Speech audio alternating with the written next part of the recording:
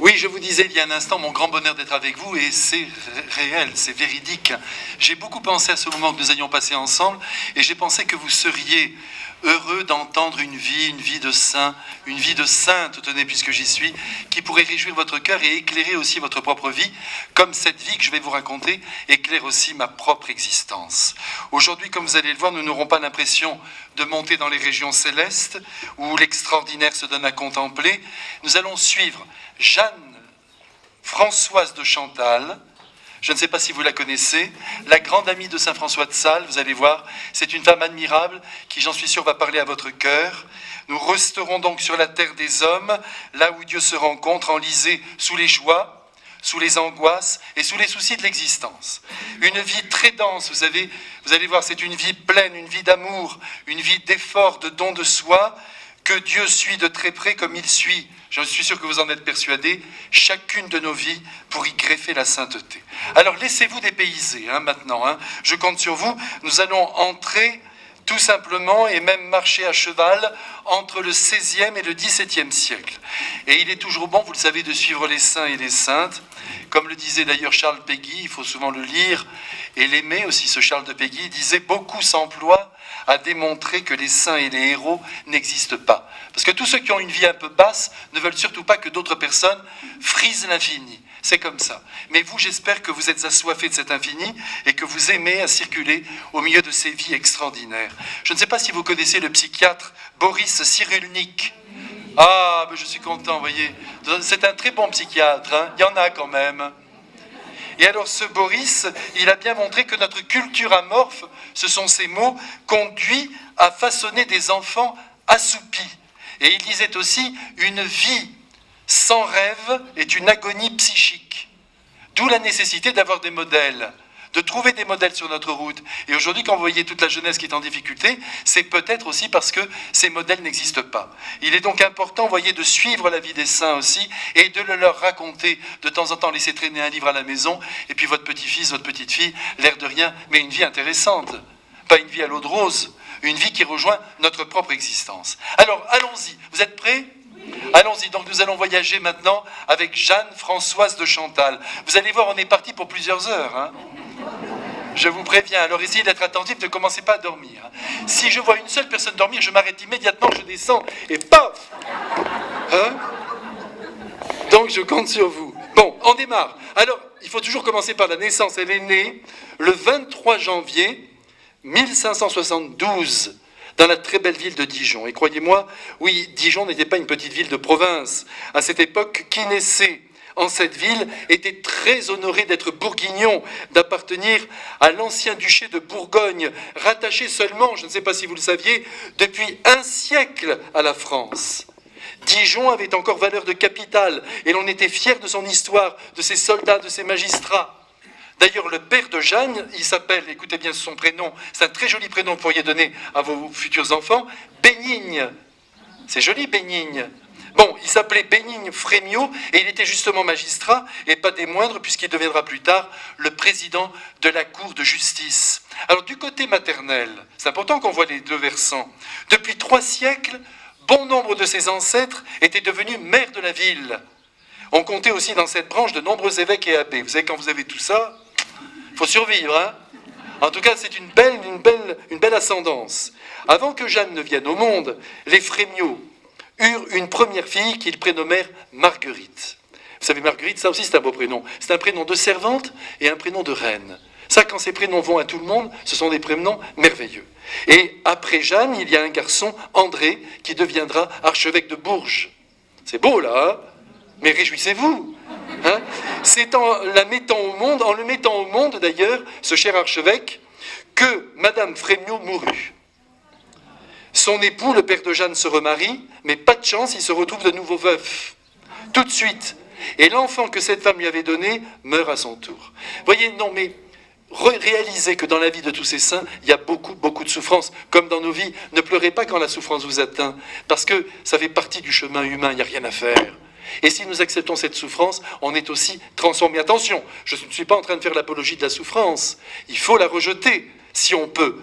Mais si elle vient et qu'elle s'impose, il faut l'attraper et en faire quelque chose. Heureusement que dans cette famille, vous allez voir, pour l'équilibre de tous, il y a une sœur du père, donc une tante de Jeanne, prénommée aussi Marguerite, qui veille très attentivement sur les 3 enfants. Voyez, vous remarquez que dans cette famille, malgré le rang social qui est le leur, malgré apparemment toute cette gloire qui les entoure, il y a de grandes souffrances. Toutes ces morts, vous voyez, attendez, c'est pas terminé. Et en même temps, vous voyez que le couple n'est pas refermé sur lui-même. Notre drame aujourd'hui, c'est que les gens ne vivent qu'en couple. Le couple, le couple, le couple. La télé, le canapé à 2. Il n'y a personne d'autre. Tandis que là, il y a des tantes, il y a des grands-pères, il y a des grands-mères. On s'entraide, on s'entraide. Le couple n'est pas refermé sur lui. Et comme toutes les jeunes filles de sa condition, vous me suivez bien, personne ne dort. Bon, comme toutes les jeunes filles de sa condition, Jeanne va apprendre à lire, à écrire. Elle a été aussi initiée aux 4 opérations fondamentales du calcul, que je n'arrive même pas moi-même à faire parfaitement. C'est comme ça, mais enfin quand même, la division, par exemple, j'ai du mal. Mais elle y a... Vous, non, hein. Tout est parfait. Mais elle y arrivait parfaitement. Vous voyez, elle reçoit, au fond, les fondements quoi, d'une certaine éducation. Et surtout, elle a été formée à ce que l'on appelait à l'époque, ça nous ferait du bien aujourd'hui, les bonnes manières. Elle sait recevoir, elle apprend la musique, mais aussi la danse, le chant, sans oublier la couture et la broderie. Donc elle sait faire beaucoup de choses, cette Jeanne. Vous savez, la sensibilité des femmes du monde de ce temps n'était pas laissée en jachère. Si elles ne travaillaient pas dans le domaine public, ça c'est certain, leur intelligence, leur savoir contribuaient à transformer profondément l'univers qu'elles côtoyaient. Ce sont des sociétés matriarcales. Aujourd'hui, si le but d'une femme, c'est simplement d'avoir un pistolet pour pouvoir faire comme le commissaire de police du coin, ou avoir un attaché-caisse et partir le matin à 6 heures pour être aussi dans l'entreprise, si c'est ça la grande réussite féminine, peut-être, mais permettez-moi, d'ailleurs, vous voyez, les cloches encore me donnent raison, hein, eh bien peut-être, moi je pense que c'est quand même pas une très grande avancée. En revanche, il y a bien des secteurs, notamment de l'éducation, de l'art et de beaucoup d'autres choses, d'ailleurs, où la femme excelle et dépasse l'homme. Et là, il faut qu'elle se donne. Le drame d'aujourd'hui, c'est que les femmes doivent travailler pour arriver à subvenir au bien de tous. Ça, c'est certain. C'est pourquoi il ne faut jamais dire à une femme « ne travaille pas », il ne faut pas se mêler de tout ça. Si quelqu'un sent le besoin de le faire, il faut le faire. Mais en même temps, la femme devrait trouver les lieux où vraiment elle est géniale, brillante. Vous êtes d'accord avec moi? On ne le dira pas. Parce que sinon vous allez avoir des histoires. Mais en tout cas, ce qui est sûr, c'est que la femme est absolument extraordinaire dans certains domaines. Et il faut la laisser faire. Il faut lui donner de grandes responsabilités. Même dans le domaine de la recherche, beaucoup de choses. Dans la médecine aussi. Les femmes remarquables, mais pas n'importe quoi. Et surtout pas l'imitation de l'homme. C'est ridicule quand je vois toutes ces séries que je ne vois pas puisque je n'ai pas la télé. Mais enfin, je suis quand même au courant. Quand je vois ce qui se passe, toutes ces femmes qui donnent des gifles, paf, paf, aux brigands. Qu'est-ce que c'est que cette histoire ? Il y a un brigand qui demande, il la soulève, il la met à 1 mètre du sol. Mais non, mais c'est quand même elle qui gagne. Non, ça ne va pas tout ça. Bon, enfin, on revient à Jeanne. Alors écoutez, ce qui est extraordinaire, c'est que malgré ses fondements de vie, si vous voulez, d'instruction, mais ça ne va pas très très loin, mais quand même, elle est très bien formée, elle a un style écrit et oral extraordinaire, de toute beauté. Les experts se sont penchés sur cette question. Elle écrit magnifiquement et elle parle parfaitement. Alors vous savez pourquoi? Tout simplement parce qu'on parlait beaucoup autour d'elle et que la conversation, ça compte beaucoup. On est beaucoup influencé par le langage de ceux qui sont autour de nous. Par exemple, vous savez, le petit Marseillais, là, quand il est à la maison, il parle comme ça. C'est pas sa faute. Et c'est très beau, d'ailleurs, tous les accents sont beaux. Mais parce que papa et maman, ils sont comme ça. Ça influence. Qu'est-ce que vous voulez? Ça influence. Eh bien, c'était pareil pour elle. Il parlait un français parfait, là-bas dans la région de Dijon. Eh bien, la petite, elle a pris ce style, cette manière, cette syntaxe. C'est comme ça. Vous voyez, on a quand même de l'influence sur ceux qui nous suivent. Il n'est donc pas nécessaire de sortir d'université, je le dis, ou des grandes écoles pour acquérir cet atout du langage, ce merveilleux langage qui nous permet d'ailleurs de vivre les uns avec les autres. Il suffit d'avoir de bons parents et à défaut de bons amis qui, parlant bien et profond à nos côtés, nous disposent à bien communiquer un jour avec tous ceux qui sont auprès de nous. Puis il faut dire aussi que Jeanne lisait beaucoup. Ça aussi, c'est très important, la lecture. Hein. Ça ne garantit pas l'orthographe. D'ailleurs, j'ai vu des enfants qui lisent beaucoup, mais qui font des fautes, parce qu'ils ne sont pas très attentifs. Mais en même temps, ça forme quand même l'esprit, ça délie quand même les neurones, il n'y a rien à faire. Et en ce moment, à votre stupéfaction et à la mienne, je viens de découvrir que les jeunes quand même lisent beaucoup. J'ai vu la dernière enquête qui vient de sortir, là. Les jeunes lisent beaucoup, mais évidemment beaucoup de science-fiction. Le soir avant de s'endormir, après avoir passé des heures sur leur écran, ils rajoutent encore un peu d'imaginaire. Mais enfin, l'essentiel, c'est qu'ils lisent. C'est déjà pas mal. Et puis ce qui joue aussi, eh bien, ce sont les dons personnels de sensibilité, d'imagination, de tempérament que chacun a reçu. Et là, Jeanne est bien pourvue. Bref, passons sur ces aspects somme toute extérieurs et disons tout de suite que M.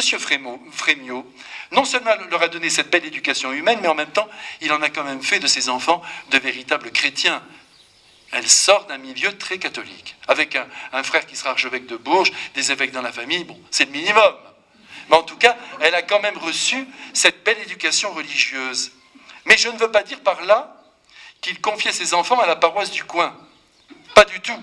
Lui-même leur faisait tous les jours, tenez-vous bien, des sortes de petites conférences mises à leur portée, leur expliquant les principaux mystères de la foi contenus dans le catéchisme. Parce que rien ne vaut cette formation. Si vous avez une maman, maintenant c'est peut-être trop tard pour vous, mais voyez, c'est la maman qui doit faire le catéchisme aux enfants. Mais si elle sait un tout petit peu s'en sortir, il n'y a pas de problème. C'est beaucoup mieux que le père de la paroisse. Nous, on fait ce qu'on peut, mais vous, avec votre petit, doucement, vous faites passer tous ces mystères. Et surtout, vous lui donnez l'expérience de Dieu en le faisant prier, en lui faisant comprendre qu'il y a un autre monde qui nous attend après la mort. C'est ça qui est capital. Comme je le disais ce matin, vous m'avez bien écouté ce matin? Oui, c'est pas la connaissance intellectuelle qui compte. Ce qui compte, c'est cette expérience de Dieu. Par exemple, si en ce moment vous dites au fond de votre cœur, je sais que Dieu est vivant. En ce moment que le Christ existe, que les saints sont dans le ciel avec lui, vous avez une foi très profonde, à faire basculer les montagnes. Donc vous n'avez peur de rien, vous vivez en présence de Dieu. C'est ça la vraie foi.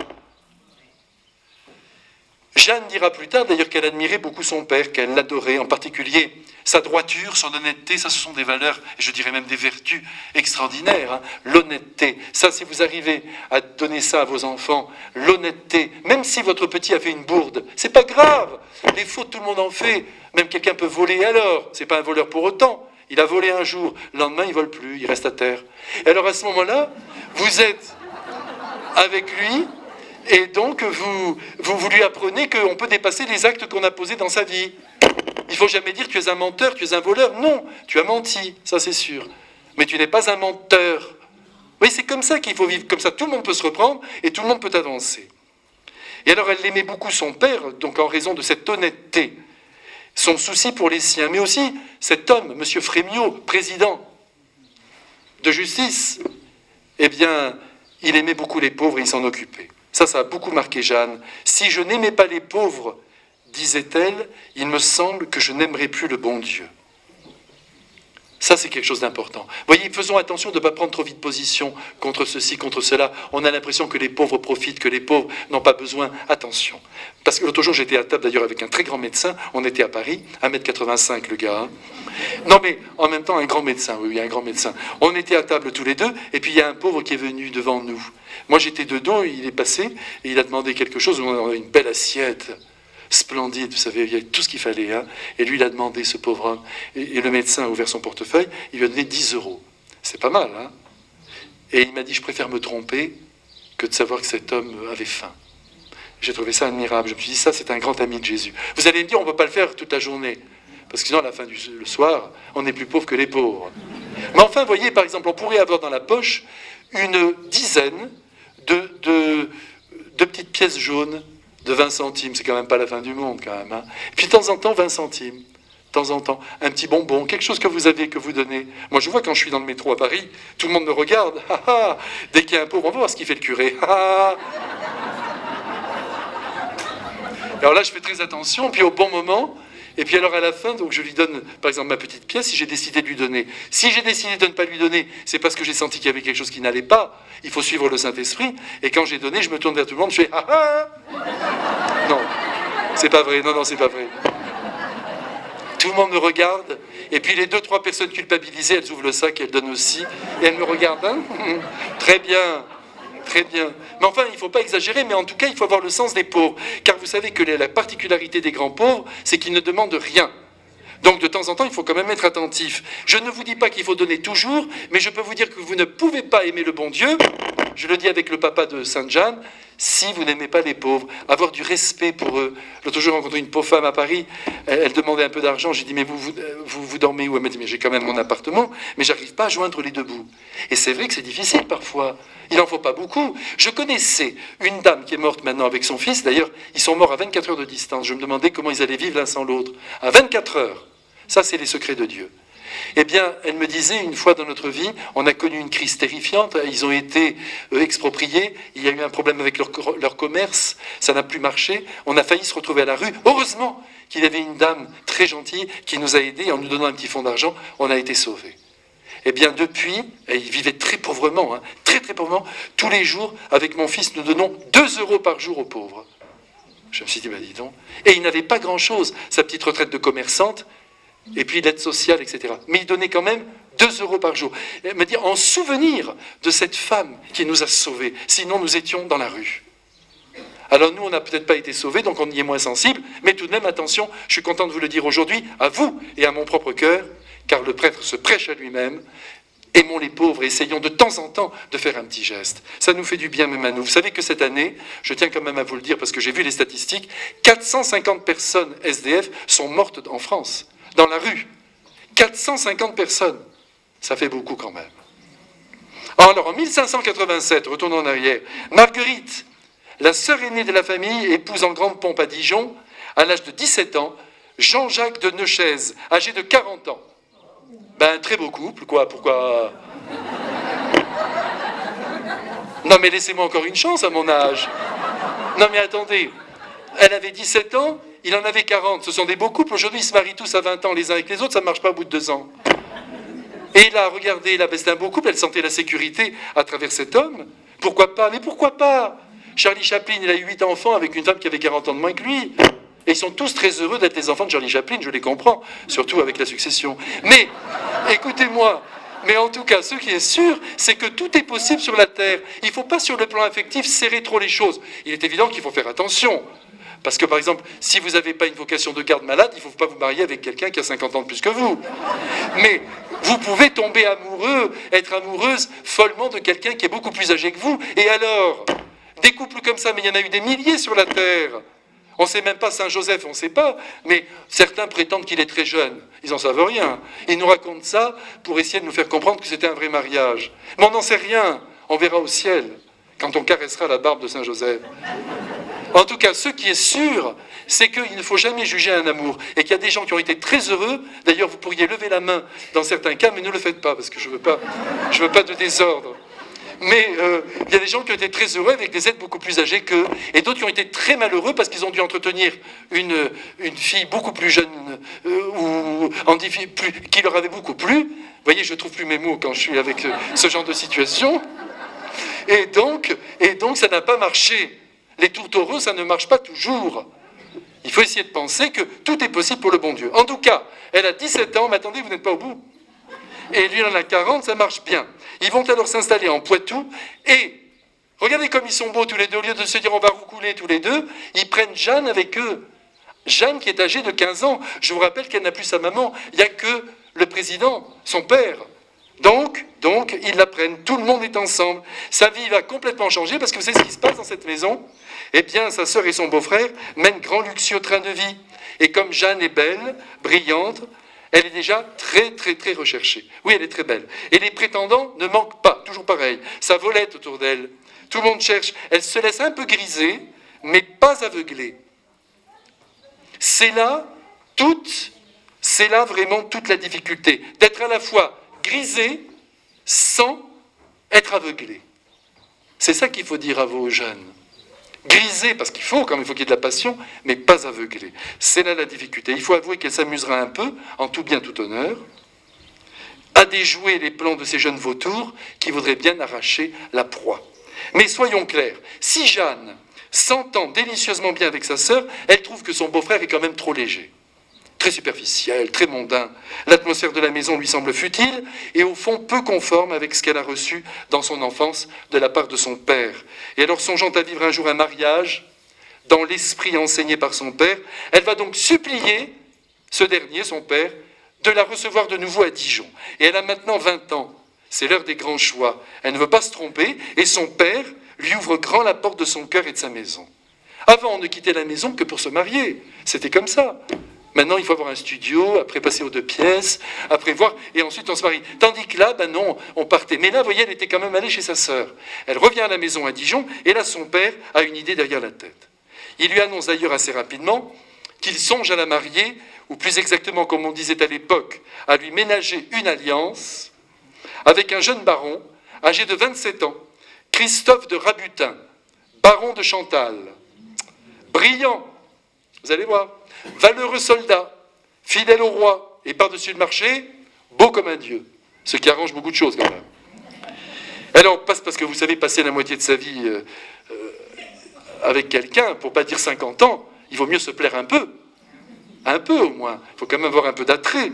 Tout n'est pas là, d'accord, mais tout de même, il ne faut pas jouer les anges. Il faut de l'attrait. D'ailleurs, moi j'ai toujours pensé que quand on avait un certain attrait physique pour une personne, c'était le signe qu'il y avait des correspondances plus profondes. Ah, bien sûr, on peut être aveuglé, mais il faut quand même, quand il y a cet attrait, parce que dans les yeux, dans le maintien, dans la voix, il n'y a pas que, même les chiens me donnent raison, vous voyez ? Dans la voix, hein ? Et il n'y a pas que la dimension physique, derrière il y a la perception de toute la personne. Vous êtes d'accord avec moi ? Oui, c'est un attrait qui vous semble charnel, extérieur, mais c'est pas vrai. C'est un attrait de la personne tout entière. Alors il est formidable, et alors évidemment le contrat de mariage est vite signé le 28 décembre 1592, et la messe est célébrée le lendemain. Tout va bien. Désormais, Jeanne-Françoise Frémiot était baronne de Chantal. Elle réside bien sûr avec Christophe, son époux, au château familial de Bourbilly, tout proche d'Autun, en Bourgogne. Vous me suivez bien ? Parfait. Autour d'eux, personne ne dort. Autour d'eux, regardez, vous allez voir. Il y a une dizaine de châteaux qui se dressent à l'horizon, enveloppés de bois et de clairières à faire pâlir d'envie. Un beau château médiéval, comme vous en avez toujours rêvé, avec son pont-levis, ça vous attire ? Ses murailles, sa rivière, son moulin, pour abriter un bel amour qui s'annonce romantique à souhait. Car disons-le, Jeanne fut très amoureuse de son mari. Ça la rapproche de nous. C'est l'idéal. Et au fond, le minimum, n'est-ce pas ? Et ce qui est beau dans cette affaire, c'est qu'en même temps, Jeanne, par cet amour fou qu'elle porte passionnément à son mari, elle va rester proche de nous, proche de nos désirs. Parce que nous aussi, tous, vous comme moi, au fond dans la vie, moi c'est cuit, mais vous êtes encore en route, on a tous eu le désir de vivre quelque chose de beau, de grand, un amour fort, un amour aussi qui garderait quand même une certaine tonalité romantique. Mais attention, un romantisme réfléchi. Tout le monde a rêvé quand même de vivre quelque chose de beau, c'est-à-dire une communion de cœur. Parce que l'amour, c'est ça, c'est un échange, c'est une communion de cœur.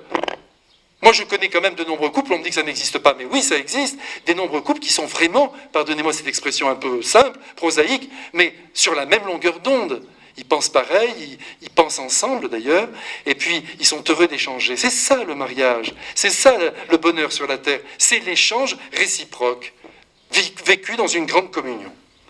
Et alors, vous voyez, il faut aussi tout de suite dire que si elle a été capable d'aimer avec autant de démesure son mari, en s'oubliant elle-même, ne cherchant que le bien de Christophe et de ses enfants, c'est là, évidemment, pas simplement une passion humaine, mais c'est parce qu'elle aimait profondément le Christ. Parce que le Christ nous supplie d'aimer très fort ceux qui sont auprès de nous. Et c'est parce qu'elle a voulu rejoindre les sommets de l'amour qu'elle a été capable d'aimer son mari, qui n'était pas non plus facile à aimer. Je vais vous expliquer pourquoi. Parce que, laissez-moi vous dire d'abord que le Christ est le seul qui est capable de dilater notre capacité d'amour et de nous faire aimer au-delà de l'amour naturel. Je ne sais pas si je vous ai déjà raconté, parce qu'on passe quand même beaucoup de soirées ensemble, mais c'est l'histoire de cet écrivain. Mais ce que je vous dis là, c'est réel. Il était chez lui le matin, il écrivait, parce que c'est bon d'écrire le matin. Sa femme était allée de temps en temps à la messe du matin, et un jour, elle frappe à sa porte, il travaillait à la maison, elle entre, et puis il voit sa femme, il laisse tomber ses stylos, tout, il la prend comme un mari sait faire, il la met sur ses genoux, et puis il la serre dans ses bras, ils sont heureux, et puis soudainement, un baiser les unit, un baiser, un vrai baiser. Elia, toi, ce matin, tu as communié. Et il a senti, à la ferveur du baiser, l'action de la Sainte Hostie. Eh bien, moi, j'y crois à cela. Jésus nous apprend à aimer dans une grande démesure. Il faut donc que tous les matins, je vous le demande, messieurs, regardez, je travaille pour vous, vous alliez communier pour donner de beaux baisers à vos maris. Vous n'avez pas l'air emballé. Alors, donc, en tout cas, ce qu'il faut bien comprendre, c'est que cet amour qu'elle ressent pour le Christ, Jeanne, elle va le déverser sur celui qu'elle aime plus que tout, son cher Christophe. Méfions-nous des amours froides. Bien des couples explosent parce qu'il n'y a pas cette dimension. Attention, on a beau être d'accord, faire des recollections ensemble, faire des retraites, avoir la même foi, tout ça c'est essentiel, mais ça ne fait pas tout. Il faut qu'il y ait cette dimension humaine, et je dirais même charnelle. C'est beau, charnel, on a des corps quand même, non? Eh bien, il faut qu'il y ait cette dimension. Bien que cette dimension ne commande pas tout, mais il faut qu'elle y soit. Il faut qu'il y ait de la tendresse. Sinon, l'homme est mutilé. Quand je dis l'homme, c'est l'homme et la femme. Elle aimait donc Christophe de tout son être et lui s'est laissé conquérir par elle. Je dis, il s'est laissé conquérir par elle, car je dois vous dire qu'il était d'abord d'un tempérament très entreprenant. Et que par conséquent, avant son mariage, les conquêtes féminines n'ont pas manqué à son tableau de chasse. C'est bien que je vous dise ça, parce qu'on a toujours l'impression que même dans les familles chrétiennes, mais quand je dis ça, l'idéal c'est évidemment que les êtres se rencontrent pour la première fois, ça c'est l'idéal. Mais vous voyez, par exemple, dans la vie de Jeanne de Chantal, c'est pas ce qui s'est passé.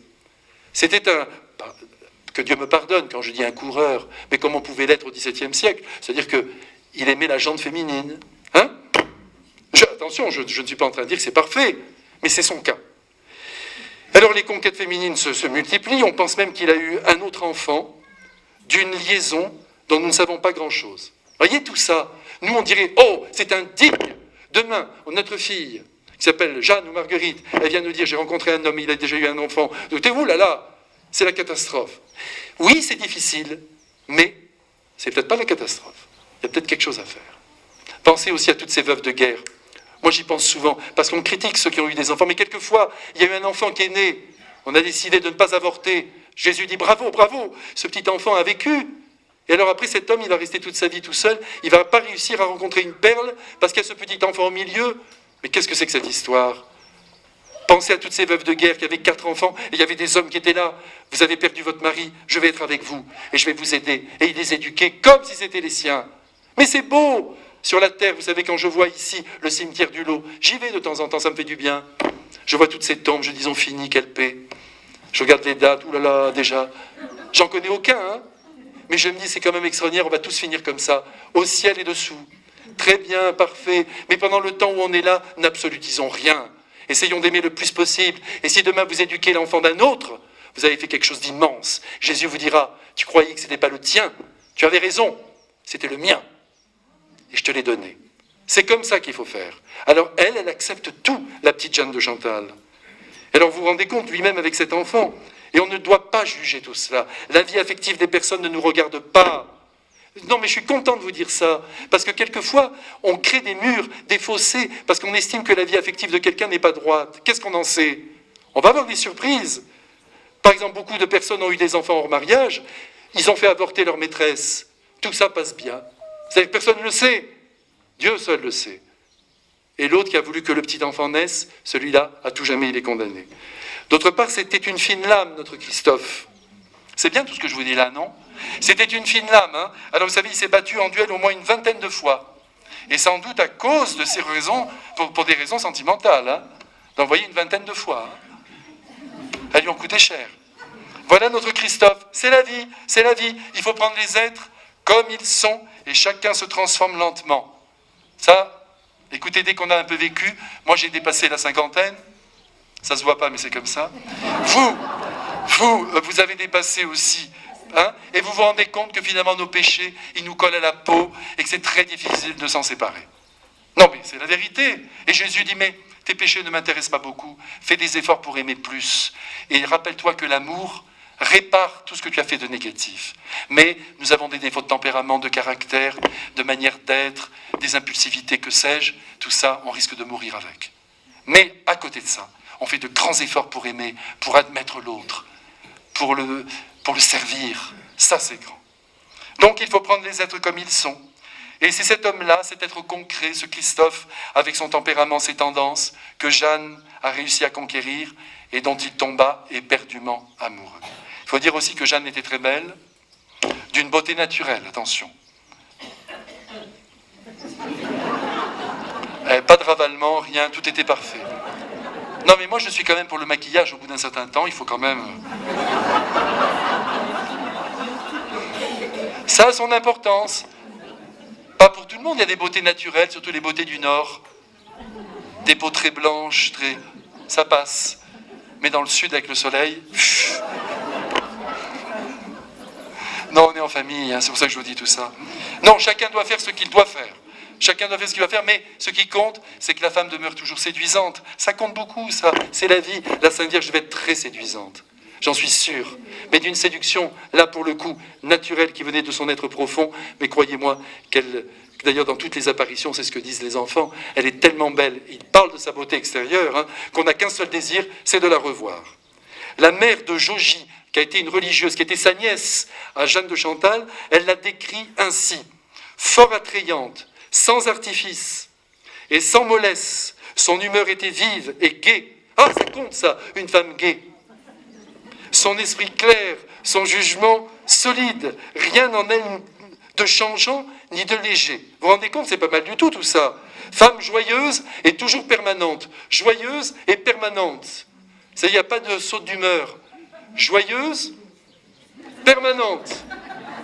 Non, je vous dis ça parce qu'il faut que ça passe. Non, mais c'est important ça aussi. Vous savez, il faut à la fois, moi je le dis souvent, mais je le répète avec beaucoup de joie, à la fois la femme a un pouvoir immense sur son mari, sur sa famille, sur son environnement. Il faut qu'elle ait, malgré toutes les difficultés qu'elle ressent, quelqu'un, qu'elle soit joyeuse, mais que son mari ou celui qu'il aime soit capable de bien entendre, de bien écouter. Mais en même temps, il faut qu'elle joue sa carte aussi de vaillance et de légèreté, de joie. Et c'est à ce prix-là que la vie est agréable. Il faut que la vie soit agréable. Et pour qu'elle soit agréable, il faut que tout soit un peu soulevé. À la maison, dans la cuisine, tac, tac, vous voyez, la salle à manger, tout joyeux. Mais oui, toujours oui. Non, mais ça, c'est l'idéal. Mais il faut bien que je vous le donne. On donne l'idéal. Après, vous faites ce que vous voulez avec. Alors, en ces temps, la vie pour Christophe, le baron de Chantal, se partageait entre deux saisons, l'automne et l'hiver. Il les passait sur ses terres et au printemps, il partait guerroyer au service du roi. De septembre à mars, c'était la vie de château. Jeux, musique, danse, parties de chasse faisaient couler, bien sûr, des jours très agréables. Et l'on venait volontiers à Bourbilly, car la baronne de Chantal, notre Jeanne, recevait très bien. Elle était une vraie femme du monde. Tous les jours, il y avait fête. Et Jeanne rayonne au milieu de ce beau monde d'amis et de connaissances. Une comtesse qu'elle avait reçue a pu dire par la suite, écoutez bien ça, j'ai trouvé cette belle citation, elle avait le sourire charmant, la physionomie majestueuse, tempérée par un grand air de douceur, le regard fort, doux et plein de feu et d'esprit. Les moindres bagatelles devenaient intéressantes dans sa bouche. Elle badinait quelquefois, mais elle revenait toujours à quelque chose de sérieux. Mais voyez, elle badinait quelquefois. Il ne faut pas être toute la journée en train de parler du pape. Non, mais moi j'aime beaucoup le pape. Ou alors de la politique, ou alors de l'éducation. Tout ça, il faut en parler. Mais il faut aussi un peu de légèreté, parler de choses de la vie. Je pense en vous disant ça à Louise de Villemorin, ça vous dit quelque chose. Une des femmes les plus sublimes de Paris, elle est en poussière maintenant. Mais Louise de Villemorin, elle a été très liée à André Malraux. Elle avait une conversation extraordinaire. Et puis de temps en temps, justement, elle badinait un peu. Un jour, on lui a demandé, par exemple, on lui a dit, mais vous n'avez pas l'intention de vous marier? Elle a dit, mais je crois qu'il n'y a plus que les prêtres qui sont intéressés par ça. Vous voyez? Elle était née. Et puis après, tout de suite, elle se reprenait, mais non, Hein? Quand on parlait avec elle, parce qu'elle avait une conversation vraiment très, très volubile, merveilleuse, elle avait tellement peur que quelqu'un lui prenne la parole que quand elle prenait la tasse pour boire, elle faisait signe, attendez, que personne ne parle. Et elle reprenait sa conversation. Et tout le monde était heureux. C'est ça la vie, vous voyez? Non, mes frères, moi je suis content de vous dire ça, et mes sœurs aussi. Pourquoi? Parce que il faut que la vie soit agréable. Vous êtes là tous ensemble. Il n'y a pas que des sujets sérieux. À chaque fois, on a l'impression qu'il y a un avion qui vient de s'écraser sur la maison. Quand on parle, il y a des choses graves, la société ne va pas bien, mais il y a des choses qui vont bien aussi. Essayez d'en trouver quelques-unes. Vous êtes d'accord avec moi? Arrêtons ce catastrophisme. Regardez, le monde continue, c'est toujours catastrophique. Et le monde continue, parce que la grâce du Christ ne manque pas aux hommes. Et que les saints, croyez-moi, sont toujours joyeux, même s'ils ont des croix horribles à porter. C'est ainsi que nous devrions être, nous, voyez, dans les choses de ce monde et au-dessus d'elles, un peu de légèreté dans la vie, ça ne fait pas de mal. Alors Jeanne était très attentive à tout tenir, des fêtes jusqu'aux devoirs chrétiens.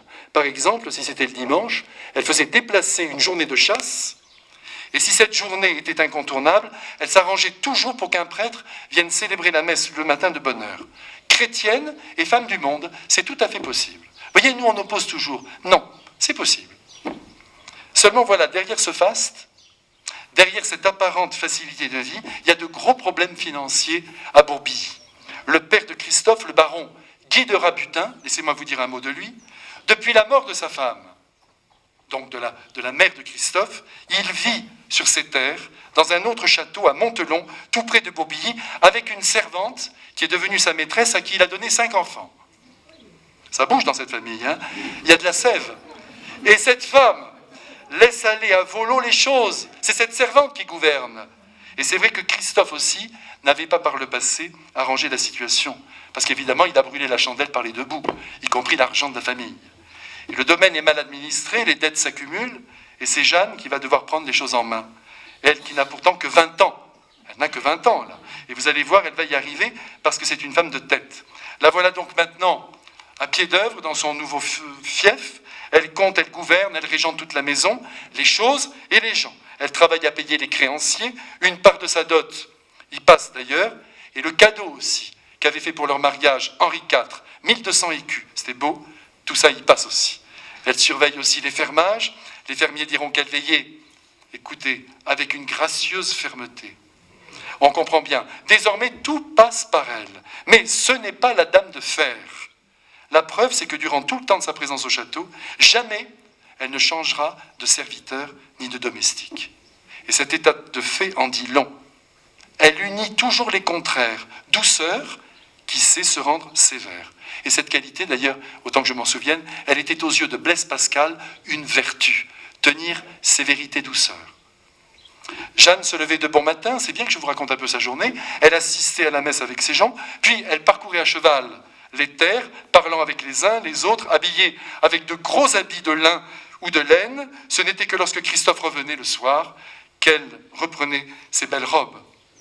Le soir, à l'entrée du château, tous les soirs, elle recevait aussi les pauvres. C'est elle qui versait dans leurs écuelles la soupe qu'elle faisait préparer et qui donnait le pain qui, d'ailleurs, ne manquait jamais pour eux. Elle était vraiment très, très bonne. Elle visitait aussi les malades, elle les lavait.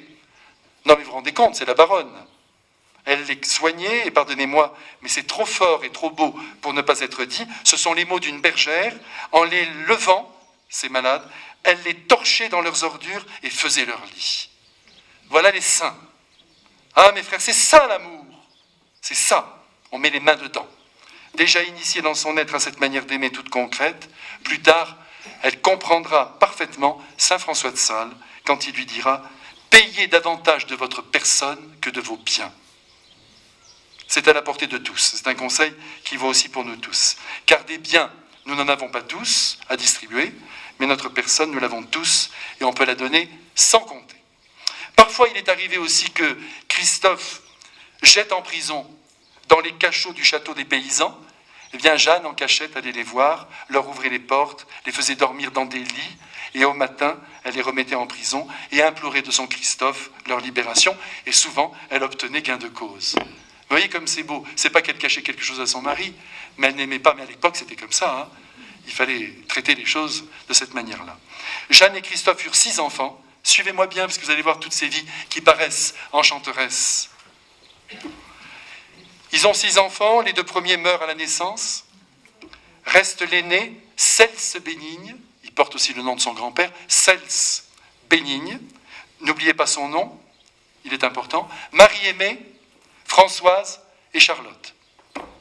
Dans cette belle famille, quand Christophe doit partir, c'est toujours une très très grande peine pour Jeanne, mais il y a la foi en son Christ qui lui permet de tenir et à laquelle elle s'accroche, parce qu'il part pour plusieurs mois à chaque fois, hein, guerroyer.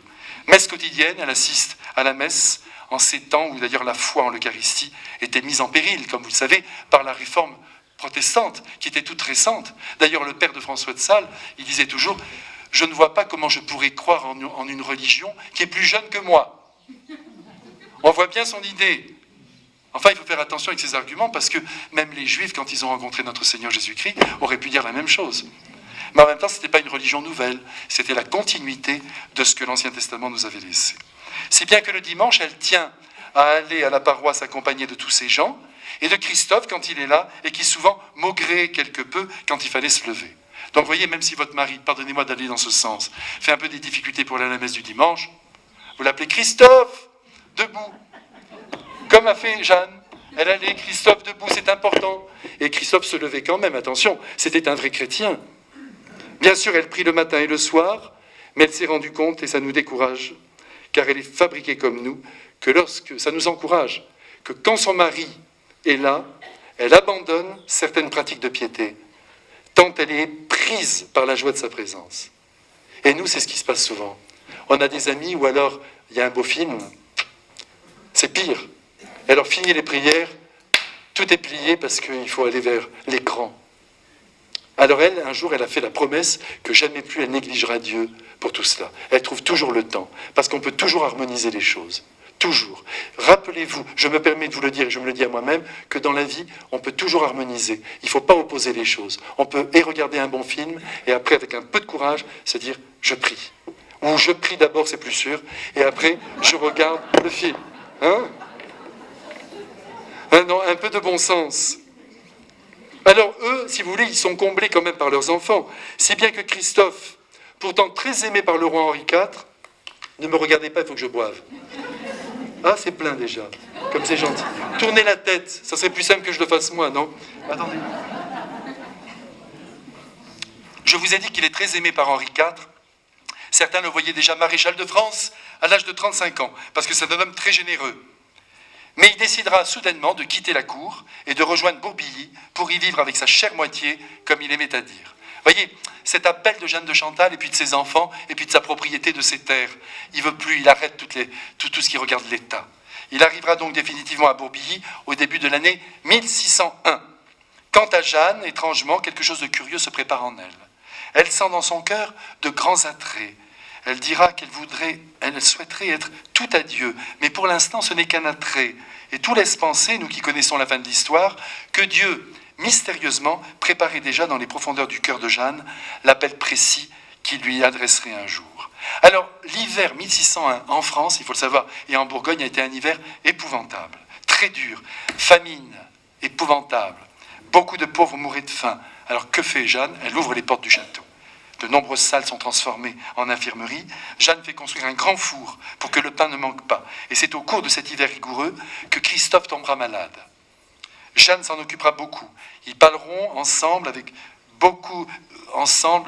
de nombreuses heures du mystère de la vie, de la mort, de la foi, de l'éternité bienheureuse. Ça, c'est un moment très fort pour elle et pour lui. Et ils se firent cette promesse que le premier des deux, qui resterait seul en raison de la mort de l'autre, consacrerait le reste de ses jours à Dieu. Ils font cette promesse. Vous imaginez ce que ça représentait pour Christophe. Jeanne, elle est déjà orientée. Mais Christophe, mais attention, c'est un grand chrétien, malgré ses faiblesses. Tout ça ne s'oppose pas. Enfin rétabli, un bon matin, il partit avec son cousin et grand ami, M. d'Alési, à une partie de chasse. Hélas, de l'arquebuse amorcée par ce M. d'Alési, un coup part et Christophe tombe dans son sang. Alors sa première réaction, parce qu'il ne meurt pas sur le moment, est de pardonner à son cousin. Voici ce qu'il lui dit. « Je te pardonne de tout mon cœur, mon cousin, mon ami, tu as fait ce mauvais coup par imprudence. » Vous savez, c'est terrible, il y en a des accidents de chasse. Vite, on envoie un serviteur chercher un prêtre et un autre au château prévenir Jeanne, qui elle aussi, de son tempérament énergique, rejoint les lieux à toute vitesse. « Mamie, lui dit Christophe, l'arrêt du ciel est juste, il le faut aimer et mourir. » Cette belle langue du XVIIe. « Non, dit-elle, il faut chercher guérison. » Ah, elle ne se laisse pas vaincre, mais ce sera en vain, dit Christophe. Et il ajouta, « Honorons la céleste providence, regardons ce coup de plus haut. » Vous voyez qu'il est chrétien. Quelle foi, quelle manière de voir et de recevoir dans la lumière de Dieu les événements de la vie. C'est très impressionnant. Alors on va ramener le baron de Chantal au château où il vécut encore 9 jours en proie à d'horribles souffrances. Jeanne souffrait de martyre, le cœur était broyé. Écoutez sa prière désespérée. « Seigneur, prenez tout ce que j'ai au monde. Parents, biens, enfants. Mais laissez-moi ce cher époux que vous m'avez donné. » Mais moi, je ne lui jette pas une pierre de dire ça. Parce que quand on a un être dans son cœur, c'est très difficile de se séparer. Très difficile. Vous voyez, même enfant, ça paraît démesuré. Ne jugeons pas. Christophe demande alors que sur les registres de la paroisse, on inscrive le pardon qu'il a donné publiquement à M. d'Alési, pour que jamais on ne lui intente un quelconque procès. De son côté, Jeanne, elle refuse de lui pardonner. Pendant 5 ans, Elle tiendra position contre lui, refusant même de le recevoir. Sa douleur est très très grande. Il faudra plus tard la fermeté de François de Sales pour qu'enfin elle accorde son pardon, allant même, des années après, à le donner comme parrain à l'un de ses enfants. Donc vous voyez, elle a fait des progrès. En revanche, Christophe, en chevalier chrétien, avec l'arme du pardon et de l'amour en plein cœur, mourra à l'âge de 37 ans. Il laisse Jeanne éplorée, toute jeune veuve encore, puisque, si je fais bien mes comptes, elle a 29 ans. La tête de la maison, c'est elle. Ça tombe bien. Elle tient tout, c'est bien. Elle a la garde des 4 enfants. L'aînée, Celse Bénigne, n'a que 5 ans. Et Charlotte, la plus petite, a 15 jours. Elle cherche plus que jamais à gérer au mieux sa maison et ses biens. Elle s'occupe de ses enfants, sans oublier les pauvres qui l'environnent. Et dans son âme, un double mouvement contradictoire surgit avec puissance. D'une part, de fortes tentations l'assiègent, la poussant à rester dans le monde, et d'autre part, le désir de se consacrer à Dieu totalement. S'il n'y avait pas eu les enfants, elle l'a dit, je serais partie en plein désert, pour être à Dieu uniquement. Mais elle connaît sa responsabilité et elle veut l'assumer. Alors elle cherche en vain un guide spirituel. Il n'y a plus d'hommes autour d'elle. Vous allez voir. Quelqu'un qui pourrait l'aider, lui donner quelques lumières. Et en attendant, qu'est-ce qu'elle fait ? C'est simple. Elle maigrit, elle pleure, elle prie. Et un jour où elle va visiter ses propriétés, toujours à cheval, tout à coup, en bas d'une petite colline, elle voit un homme en soutane. C'est important la soutane.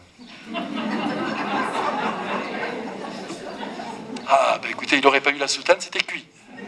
En soutane, avec le surplis, vous savez, le petit vêtement blanc que les prêtres portent par-dessus. En bas de la colline, elle voit cet homme, avec un chapeau sur la tête, et une voix se fait entendre distinctement dans son âme. « Voici l'homme bien-aimé de Dieu et des hommes, entre les mains duquel tu dois reposer ta conscience. » Mais elle le fixe bien, elle voit bien, les traits sont très nets. Mais c'est tout, et puis il part à cheval. Oubliez ça pour le moment. De son côté, en prière, François de Sales, à Annecy, c'est pas Dijon, eut lui aussi un ravissement, et il vit une jeune femme inconnue, et il lui fit révéler que cette veuve serait la pierre fondamentale d'une congrégation religieuse dont il serait l'inspirateur. Et alors cette vision fugitive ne parvint tout de même pas à calmer le terrible dilemme qui habite le cœur de Jeanne. Quitter le monde, rester dans le monde. Alors son père, Bénigne Frémiot, qui ne se doute pas du tout de ce problème intérieur, décide alors de rappeler sa fille Jeanne avec ses 4 enfants à Dijon. C'est un homme formidable, il ne veut pas la laisser toute seule. Ils vont y arriver en 1601. Et là, dans cette ville, sur l'insistance de certaines de ses amies, elle va rencontrer un prêtre qui, pendant 2 ans, exercera sur elle une véritable tyrannie. Cette direction spirituelle est un enfer. Le prêtre, de manière illégitime, va la lier à lui par 4 vœux. Vous voulez que je vous aide ? Vous allez faire ces 4 vœux. Vœu d'obéissance absolue. Vœu de ne jamais changer de directeur de conscience. Vœu de garder le secret absolu de tout ce qu'il lui dirait. Et enfin, vœu de ne parler d'elle-même qu'avec lui, exclusivement. Il mettra sur ses épaules une quantité d'exigences dans l'ordre spirituel. Prière, action, pratique et observances diverses. Et Jeanne, sans rien dire, va accepter cette tutelle inadmissible durant 2 ans. Mais attention, en plus, elle est culpabilisée. Elle sent très bien qu'il y a quelque chose qui ne va pas, mais elle ne peut pas en sortir puisqu'elle a promis obéissance. Faites attention, mes frères, aux prêtres en qui vous avez mis votre confiance. Il faut qu'ils soient sages, on est d'accord, souples, et qu'ils préservent à tout prix le mouvement de votre liberté. Ça, c'est capital. Parce que, évidemment, que peut-être aujourd'hui, il y a encore quelques prêtres, non, mais quand je dis ça, je ne juge personne, qui peuvent agir de la sorte. Mais c'est quand même assez rare. Mais il peut y avoir quand même des actions sur la liberté. On se verra tous les mois, à telle date, attention, faites ça, dites-moi ça. Méfiez-vous. Faites demi-tour, partez. C'est pas comme ça qu'on dirige une âme. Écartez-vous dès que vous avez l'impression que l'on touche à votre liberté, même avec de prétendues bonnes intentions. Moi, je vais bien régler votre vie, vous allez avoir votre plan, vous allez voir. Vous devez respirer. Vous n'êtes pas venu 80 ans sur la terre pour être conduit par d'autres. Bien sûr, avoir un père spirituel, c'est formidable. Mais lui, ce n'est que le témoin du Saint-Esprit et de ce que le Saint-Esprit veut pour la personne. Il faut faire très attention à ça. Oh, ça me fait du bien, tiens, de vous avoir dit tout ça. Alors, à l'automne 1602, non, parce que votre liberté est à défendre. On peut demander conseil, il faut demander conseil. Et avoir un prêtre à côté de soi, c'est quand même une grâce. demander conseil, qu'est-ce que je fais? Surtout que normalement, assurez-vous bien de ça, il est tenu par le secret. Donc vous êtes garanti là, de recevoir un conseil, mais vraiment, alors que le secret est absolu, eh bien rien ne se répandra. C'est important d'avoir des lieux comme ça. Aujourd'hui où c'est l'ère de la transparence, tout le monde raconte tout sur tout le monde. Le prêtre est tenu au secret, il faut le lui rappeler sans cesse. C'est important d'être aiguillé, d'être aidé, mais pas dirigé complètement. Faites ça, faites ci. Non. Alors le père de Christophe, vous allez voir, les choses vont se compliquer. En 1602, il a ce fameux baron, vous vous souvenez, Guy de Chantal, il demande à Jeanne et à ses enfants de venir vivre avec lui au château de Montelon. Venez avec moi, j'ai besoin de vous. Sous la menace qu'en cas de refus, il se remarierait avec sa maîtresse. Il a 75 ans. Il lui a donné 5 enfants quand même. Hein, et il déshériterait par le même coup les enfants de son fils. Ou vous venez, ou je déshérite. Jeanne se met donc en route et rejoint son beau-père. Ce beau château de Montelon. C'est alors pour elle que commencera le temps de la servitude. Elle doit subir les assauts de la maîtresse de son beau-père, dont je vous parlais au début, et qui avait eu donc ses 5 enfants. Vous imaginez ce que ça représente. Hein. Et il n'était pas commode, c'était un coléreux de première. Pas facile de vivre avec des gens coléreux. Eh bien, Jeanne...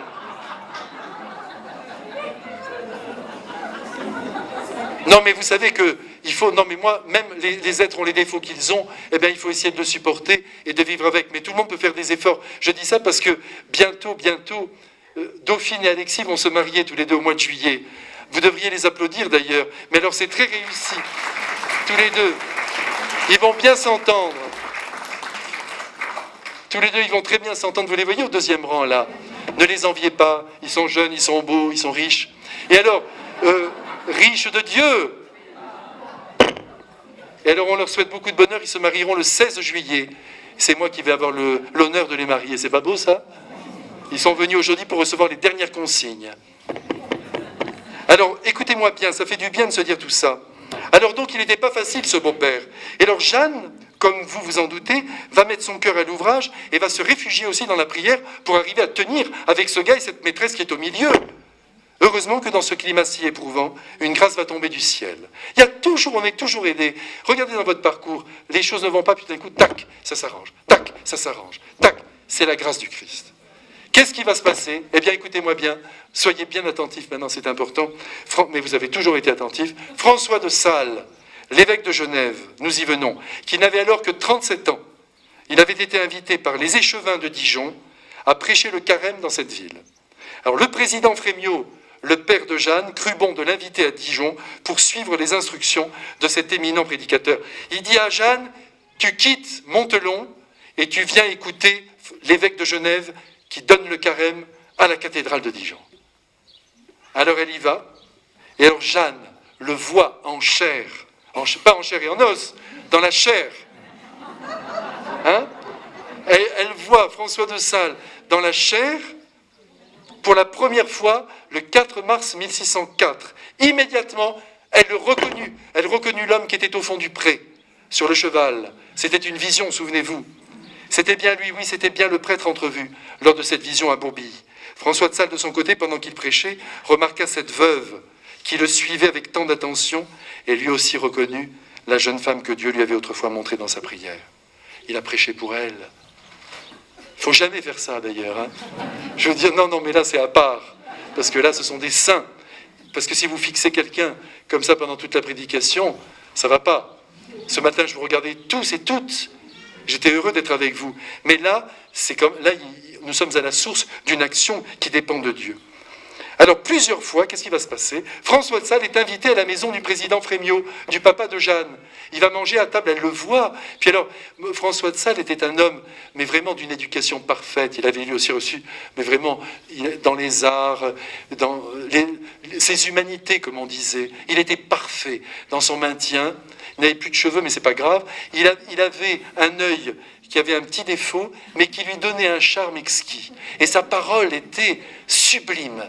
Et en même temps, une habitation de Dieu en lui extraordinaire. C'est un des êtres, même Vincent de Paul dira de François de Sales que quand il le voyait, il semblait voir le Christ lui-même, d'une très grande douceur, alors qu'il avait un tempérament de feu.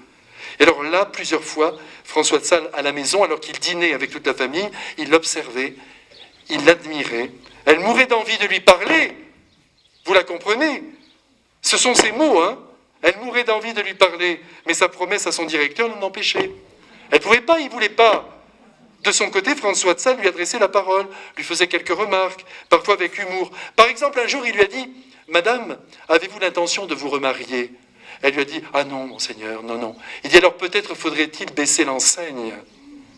Parce qu'elle était habillée magnifiquement. Hein. C'est joli comme mot, hein? Faudrait-il baisser l'enseigne? Être moins... Vous voyez? Et elle avait répondu, donc elle était là, elle souriait, elle était heureuse en sa présence, mais en même temps, impossible de parler.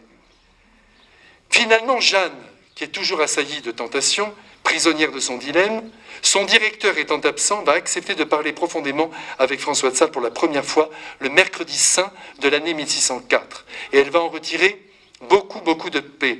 Et une belle amitié va naître entre eux. Il faudrait dire un amour d'amitié. François de Sales a tout de suite décelé que Jeanne sera la pierre fondamentale de sa congrégation qu'il a l'intention d'établir, je vous en parlerai tout à l'heure, mais il va conduire Jeanne avec une extrême lenteur que certaines personnes ne comprendront pas. Il affirmera toujours qu'en matière de direction spirituelle, écoutez bien, il faut suivre pied à pied, c'est son expression, les mouvements de l'Esprit Saint. Pied à pied, vous voyez, un pied devant l'autre. Sagesse, prudence, respect, tout sera au rendez-vous pour permettre à Jeanne de Chantal d'accomplir la volonté de Dieu quand l'heure divine aura sonné. Il faudra d'ailleurs attendre 3 ans pour réaliser ce fameux dessein divin dont je vais vous parler. Le premier billet qui lui est écrit comporte ces mots « Dieu, ce me semble, m'a donné à vous. Je m'en assure toutes les heures plus fort. C'est tout ce que je peux vous dire. Recommandez-moi à votre bon ange. » Vous avez vu comme c'est humain, comme c'est beau, et en même temps très spirituel. Mais malgré ce mot, il y a encore beaucoup de scrupules dans l'âme de Jeanne. Quitter le premier prêtre pour se mettre dans les mains de François de Sales, elle est déchirée, elle ne sait plus quoi faire. Finalement, le père de Villars, son confesseur habituel, à qui elle avait demandé conseil, lui dira « Je vous dis de la part de Dieu que si vous ne quittez pas votre premier directeur de conscience, vous résistez au Saint-Esprit. » En devant un mot pareil, elle obéit. Et François de Sales ne tardera pas à la délivrer de ses 4 vœux. Lors d'une prochaine rencontre, elle lui racontera toute sa vie, ses états d'âme, et lui promettra obéissance. La voilà enfin délivrée de tous ses scrupules.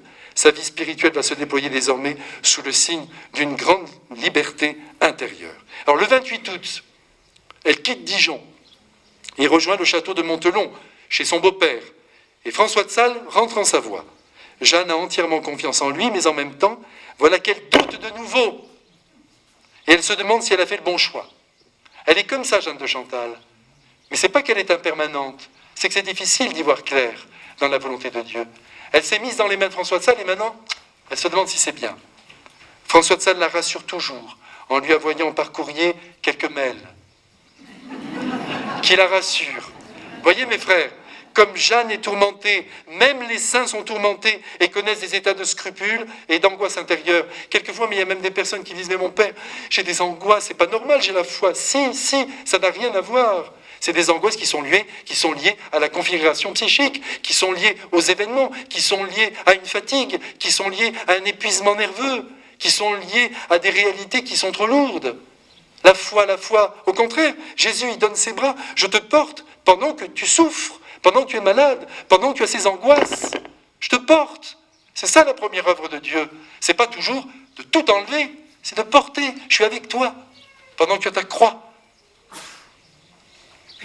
Et alors quand Jeanne demandera à François de Sales de régler toute sa vie spirituelle avec autorité, parce qu'elle a fini par penser que c'était la solution, avec autorité, puisqu'elle a été formée comme ça. Moi je me souviens des jeunes que j'ai eus lorsque j'étais dans les pays de l'Est, ils me disaient « Dites-nous tout ce qu'on doit faire, parce que le communisme nous a tout dit, et sinon on va faire n'importe quoi », parce qu'ils n'étaient pas éduqués à la liberté.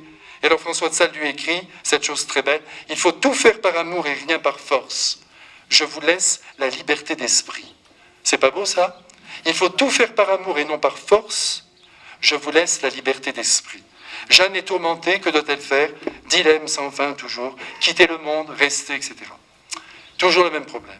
Et alors François de Sales donnera le rendez-vous à Jeanne en Savoie. Nous sommes le 21 mai 1605. Là encore, mais de manière encore plus détaillée, elle rend compte de toute sa vie passée et il y eut ce merveilleux dialogue qu'elle nous a conservé. Écoutez ce dialogue. C'est donc tout de bon, dit François de Sales, que vous voulez servir à Jésus-Christ. Tout de bon, dit-elle. Donc vous vous dédiez tout au pur amour, tout, afin qu'il me consume et me transforme en lui. Pour conclure, ma fille, vous ne voulez donc que Dieu. Je ne veux que lui pour le temps et l'éternité. De grandes âmes. Et c'est au cours de ce séjour qu'il lui parlera pour la première fois d'un projet, d'une manière de vivre, mais en lui disant tout de suite que seulement dans un an, il lui en parlerait précisément. Et c'est la fondation de la fameuse visitation. Vous connaissez ces monastères de la visitation. Aujourd'hui, ce sont des femmes qui sont cloîtrées, mais François de Sales ne voulait pas cela. Il voulait des femmes d'oraison, des femmes de prière, des femmes contemplatives, mais qui visiteraient aussi les malades. Alors, dans un premier temps, ça s'est fait, mais après, l'Église a interdit. Ça n'est pas possible, les religieuses, c'est derrière la clôture. Ce n'est pas dans le monde. À ce moment-là, on en était là. Maintenant, vous voyez, le Saint-Esprit a permis que tout ça fleurisse. Mais à ce moment-là, derrière les grilles. Mais vous verrez, c'est lorsqu'il y a eu cette fondation à Lyon que l'archevêque de Lyon, après avoir consulté les théologiens, ont dit il faut les mettre derrière la clôture. Mais là, son projet, c'était ça. Des femmes qui visiteraient les pauvres et qui en même temps seraient des femmes de grande prière. Alors, qu'est-ce qui se passe? Elle est à Montelon avec son beau-père. Qu'est-ce qui se passe? C'est très difficile. Là, à Montelon, de quelque côté qu'elle se trouve, on la presse de se remarier. Elle est jeune, 30 ans. Remariez-vous. Il y a d'ailleurs un prétendant qui insiste. Il y a toujours des gars qui insistent. C'est drôle, hein? Moi, je leur dis souvent, mais qu'est-ce que tu insistes? Si elle veut pas, elle veut pas. Oui, mais peut-être qu'il faut qu'elle réfléchisse. Mais non, les amours qui vont pas de soi, il faut s'en méfier. Il faut y aller d'un coup. Tac, ça marche, en route. Il appartient, ce fameux prétendant, à la grande noblesse. Il est extrêmement riche, pas mal. Tous les problèmes seraient résolus d'un coup. Mais Jeanne ne chancelle pas, mais elle éprouve quand même le besoin d'écrire sur son cœur, tellement elle a peur, le nom de Jésus. Elle se grave le nom de Jésus sur sa poitrine, pour dire non, je suis à lui. Vous voyez, elle a donc hésité, elle en a eu des tentations. Et au fond, au départ, François de Sales lui demandait tout simplement de vivre sa condition de veuve, de mère, admirablement, dans la sainteté, avant de lui parler de ce projet de vie religieuse. 1 an plus tard, Jeanne va rejoindre Annecy, et le lendemain de la Pentecôte, chose promise, chose due, François lui fait part de sa volonté de fonder officiellement un institut. Elle était prête à tout, à rentrer chez les Clarisses, à servir dans un hôpital, à rejoindre la vie religieuse n'importe laquelle, mais participer à la fondation d'un institut, elle ne s'y attendait pas. C'était encore une aventure, et cela veut dire pour elle incertitude et imprévu. Et ça lui coûte beaucoup, parce qu'elle a besoin de sécurité, comme toutes les femmes d'ailleurs. Mais elle, avec toutes les épreuves qu'elle a eues, elle avait vraiment besoin d'être solidifiée, et voilà qu'il faut fonder. Alors ils vont beaucoup parler ensemble au cours de cette rencontre, et ils virent aussi très vite les nombreux obstacles qui se dressaient sur la route du projet. Il y avait d'abord son père, toujours vivant, un vieil homme. Son beau-père, acariâtre, difficile, mais il était là. Elle ne pouvait pas abandonner. Ses 4 enfants encore jeunes, qu'est-ce qu'ils vont devenir? François de Sales, qui était bien conscient de toutes ces difficultés, lui a dit alors que le projet ne pourrait pas se réaliser avant 6 ou 7 ans. Et que d'ici là, il fallait garder le secret total. Ah ça, c'est toujours difficile de garder le secret. Mais elle l'a gardé, elle. Elle était une femme vraiment de secret, de grande droiture. 6 ou 7 ans d'attente, le temps que tout le monde grandisse. De temps en temps, de violentes tentations contre ce projet se levaient dans le cœur de Jeanne, et puis la paix finissait toujours par revenir. Ah oui, j'ai oublié aussi de vous dire quelque chose d'important. C'est que la plus jeune sœur de François de Sales, ça c'est important, partie, la plus jeune sœur de François de Sales, partie avec Jeanne pour Montelon, elle était âgée de 15 ans, il lui avait confié, mais voilà que frappée d'une fièvre et d'une dysenterie, elle meurt le 8 octobre 1807. La jeune sœur de François de Sales, il lui confie, elle meurt. Alors Jeanne, ébranlée par cette mort, fait vœu de donner à la famille de François de Sales l'une de ses filles. Elle songeait à Marie-Aimée, elle était alors âgée de 9 ans. Elle fut donc pressentie pour épouser Bernard de Sales, le frère de François de Sales, qui effectivement l'épousera 2 années plus tard. Elle a 11 ans, la petite. Oh! Mais à 11 ans, c'était des femmes. Mais attendez, les choses se sont faites lentement. C'est bien, là, je vous... Mais n'empêche qu'ils les ont mariés. Alors vous allez voir, elle était toute heureuse avec Bernard de Sales. Annecy, elle va rejoindre Annecy, Jeanne, notre Jeanne, avec la petite Marie-Aimée qu'elle va installer avec Bernard de Sales, et définitivement, elle va commencer sa vie religieuse. Alors, regardez là, c'est important, j'aimerais que vous visualisiez. Vous aimez les films, vous aimez tout ça, vous allez voir. Pour quitter la région et les siens, il fallait évidemment l'autorisation de son père. Elle avait beau avoir 30 ans. Alors le président Frémiot pleure, c'est un vieillard, et il objecte 1000 raisons. Mais en même temps, sa confiance en François de Sales étant immense, et ne voulant pas s'opposer à la volonté éventuelle de Dieu, il donne son accord. C'est réglé pour le papa. Le frère de Jeanne, André, l'archevêque de Bourges, se met en colère, comme tous les archevêques, et il refuse de donner son accord. Au début, il se met en colère après.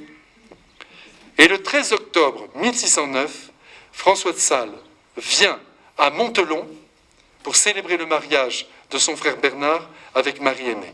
Et à cette occasion, le sujet est abordé autour de la table de famille. Finalement, le père, le frère, l'évêque et le père donneront leur autorisation, mais le lieu de la fondation étant évoqué, le père Frémiot, le papa, propose Dijon. Chacun prêche pour sa paroisse, là. Hein.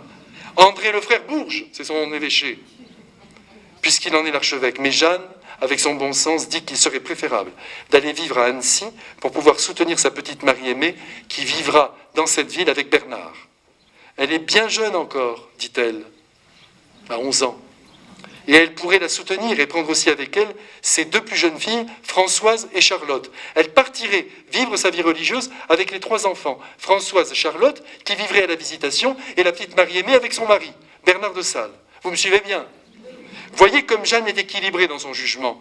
Elle ne perd rien de vue, ni sa vocation, ni le bien des siens. Il restait à informer le baron, le beau-père, Guy de Chantal, avec lequel elle vivait sous le même toit. Alors le vieillard fut si bouleversé que Jeanne décida de différer son départ d'1 année. Elle reste encore, parce que quand même il fait de la peine, le père de Christophe. Pourtant il était pénible. Entre-temps, la petite dernière, la petite Charlotte, meurt d'un mal subi. Encore une mort. Encore une lourde épreuve pour le cœur de Jeanne, pour son cœur de mère que Dieu prépare pour sa grande œuvre. Enfin, le jour du départ est arrivé, imaginez un peu les choses. Le baron Guy de Chantal, donc le père, le beau-père, pleure de toutes ses larmes. Jeanne monte en carrosse avec Marie-Aimée, Françoise, son autre fille, et ils regagnent Dijon, dans un premier temps, de Montelon à Dijon. Elles sont accompagnées d'une amie, Jeanne-Charlotte de Bréchard, qui veut aussi entrer dans le nouvel institut. Ce sera la première recrue, toutes les 3. Et maintenant, c'est le grand départ de Dijon pour Annecy. Suivez-moi bien. Nous sommes le 29 mars 1610, dans le salon de la maison paternelle. Représentez-vous ce magnifique salon. Toute la famille est réunie, parce que là, elle part, et elle sait que c'est pour toujours. L'autre jour, j'ai rencontré un Chartreux, pas à prise unique, on a parlé... Eh bien, il m'a dit, je suis parti à l'âge de 16 ans. J'ai dit au revoir à mes parents, j'avais mon petit sac sur le dos, je pleurais, je sanglotais sur la route, parce que je savais qu'en rentrant à la Chartreuse, je ne retournerais plus. Tandis que maintenant, tous les jeunes qui veulent rentrer à la Chartreuse, ils font 8 jours, ça va, tu te sens bien, encore un essai, 2 essais, 3 essais, 4 essais. Mais là, il m'a dit, je montais, c'était définitif. Et là, elle savait que c'était définitif. Donc, elle est là dans ce salon, représentez-vous cette scène. Jeanne embrasse chacun, les yeux noyés dans l'eau. Elle dit adieu à son fils Celse Bénigne qui n'a que 15 ans et qu'elle aime de tout son cœur de mère. Elle l'embrasse. Mais voilà que soudainement, avec l'allure cavalière qui le caractérise, parce qu'il a de qui tenir, notamment de son père, qu'est-ce qu'il fait ? Il se met en travers de la porte.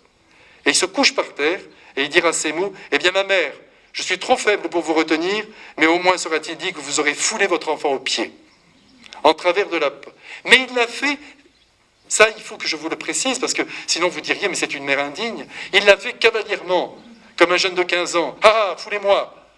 Il s'est mis au milieu, et la pauvre mère, elle est montée sur lui. Elle a traversé, en pleurant, mais elle a traversé.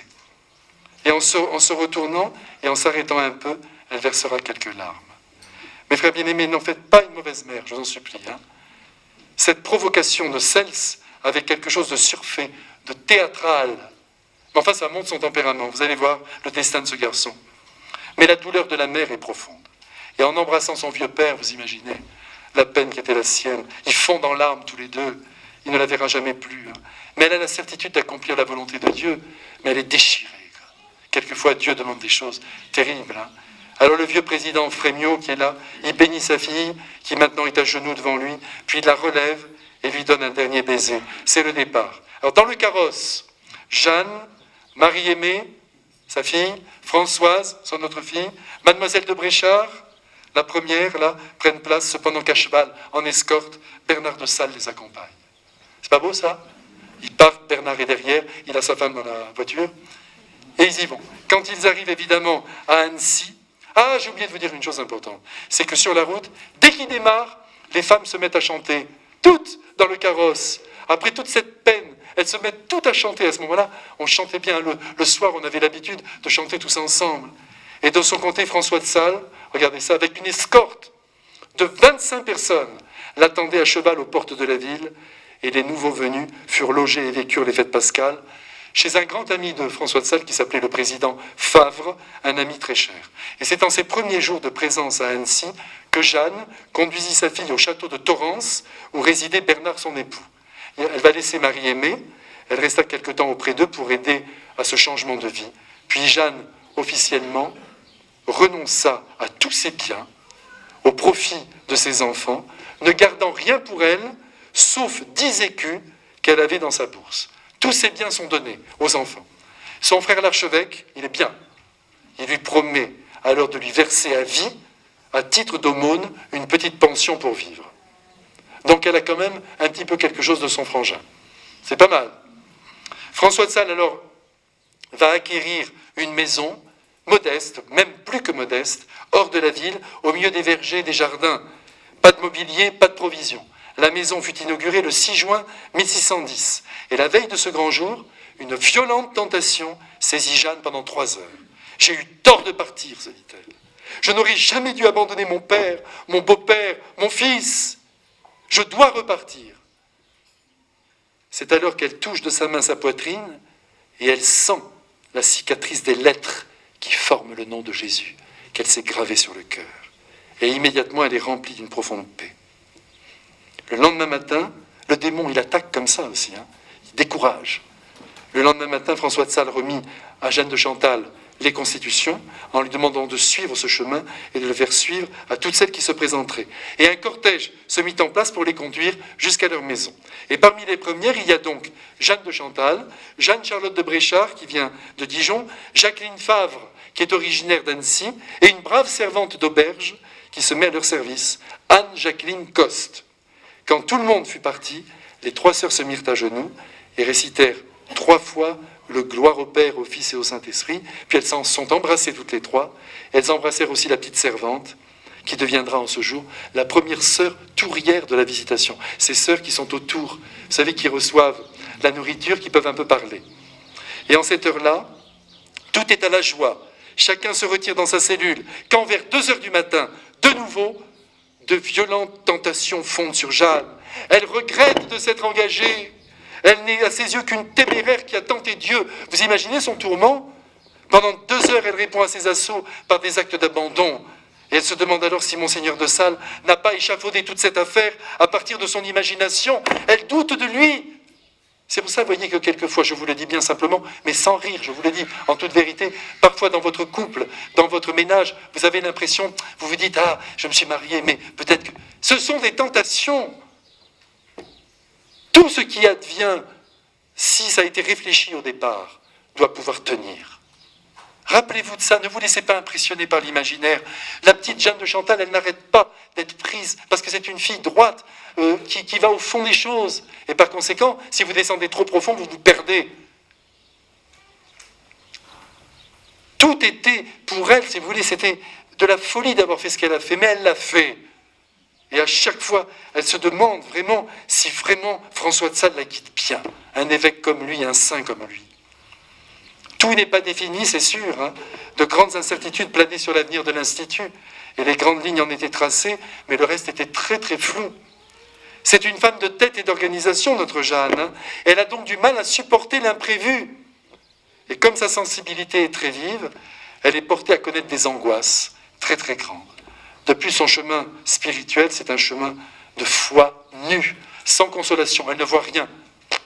Depuis cette fameuse vision, où elle doit reconnaître François de Sales, elle n'a rien vu, elle n'a rien entendu. Elle est vraiment dans le silence de Dieu.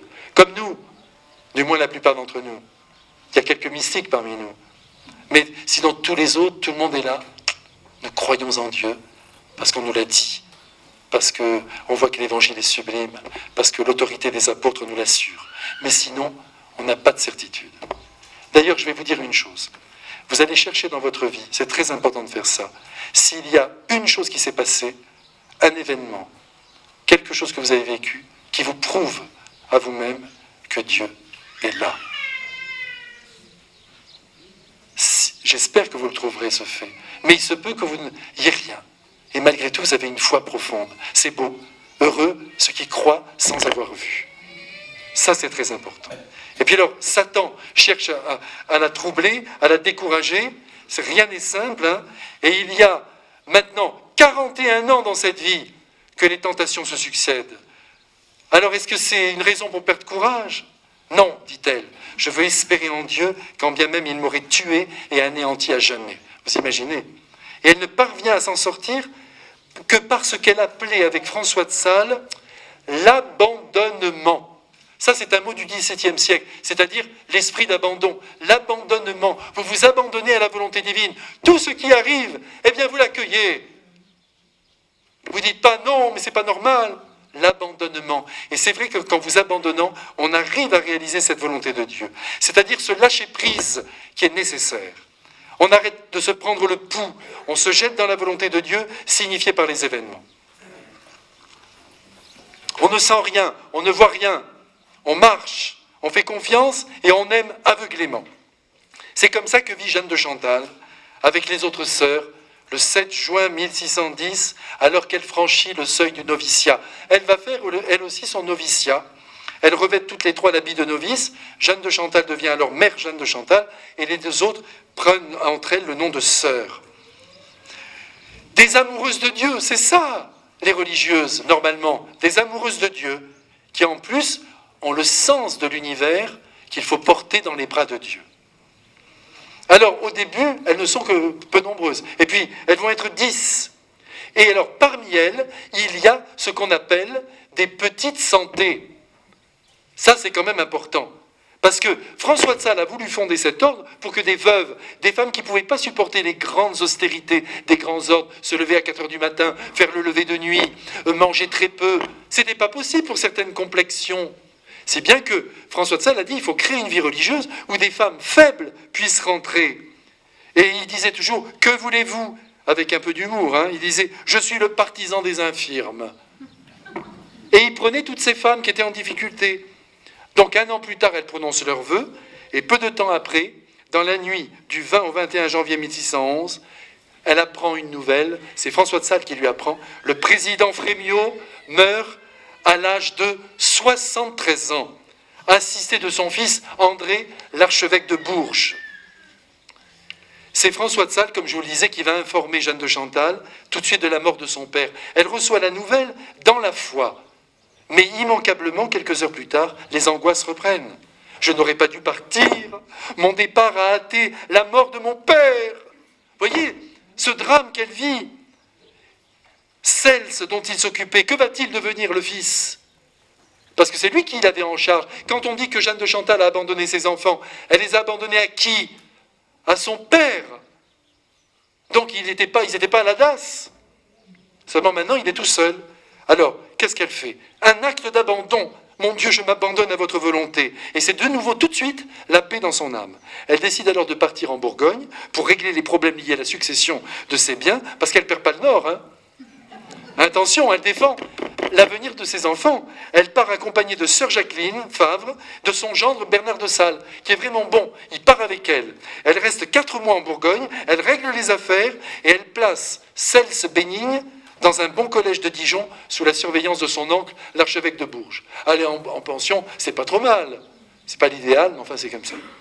Et à son retour à Annecy, la vie reprend, ponctuée par la prière et la visite des malades.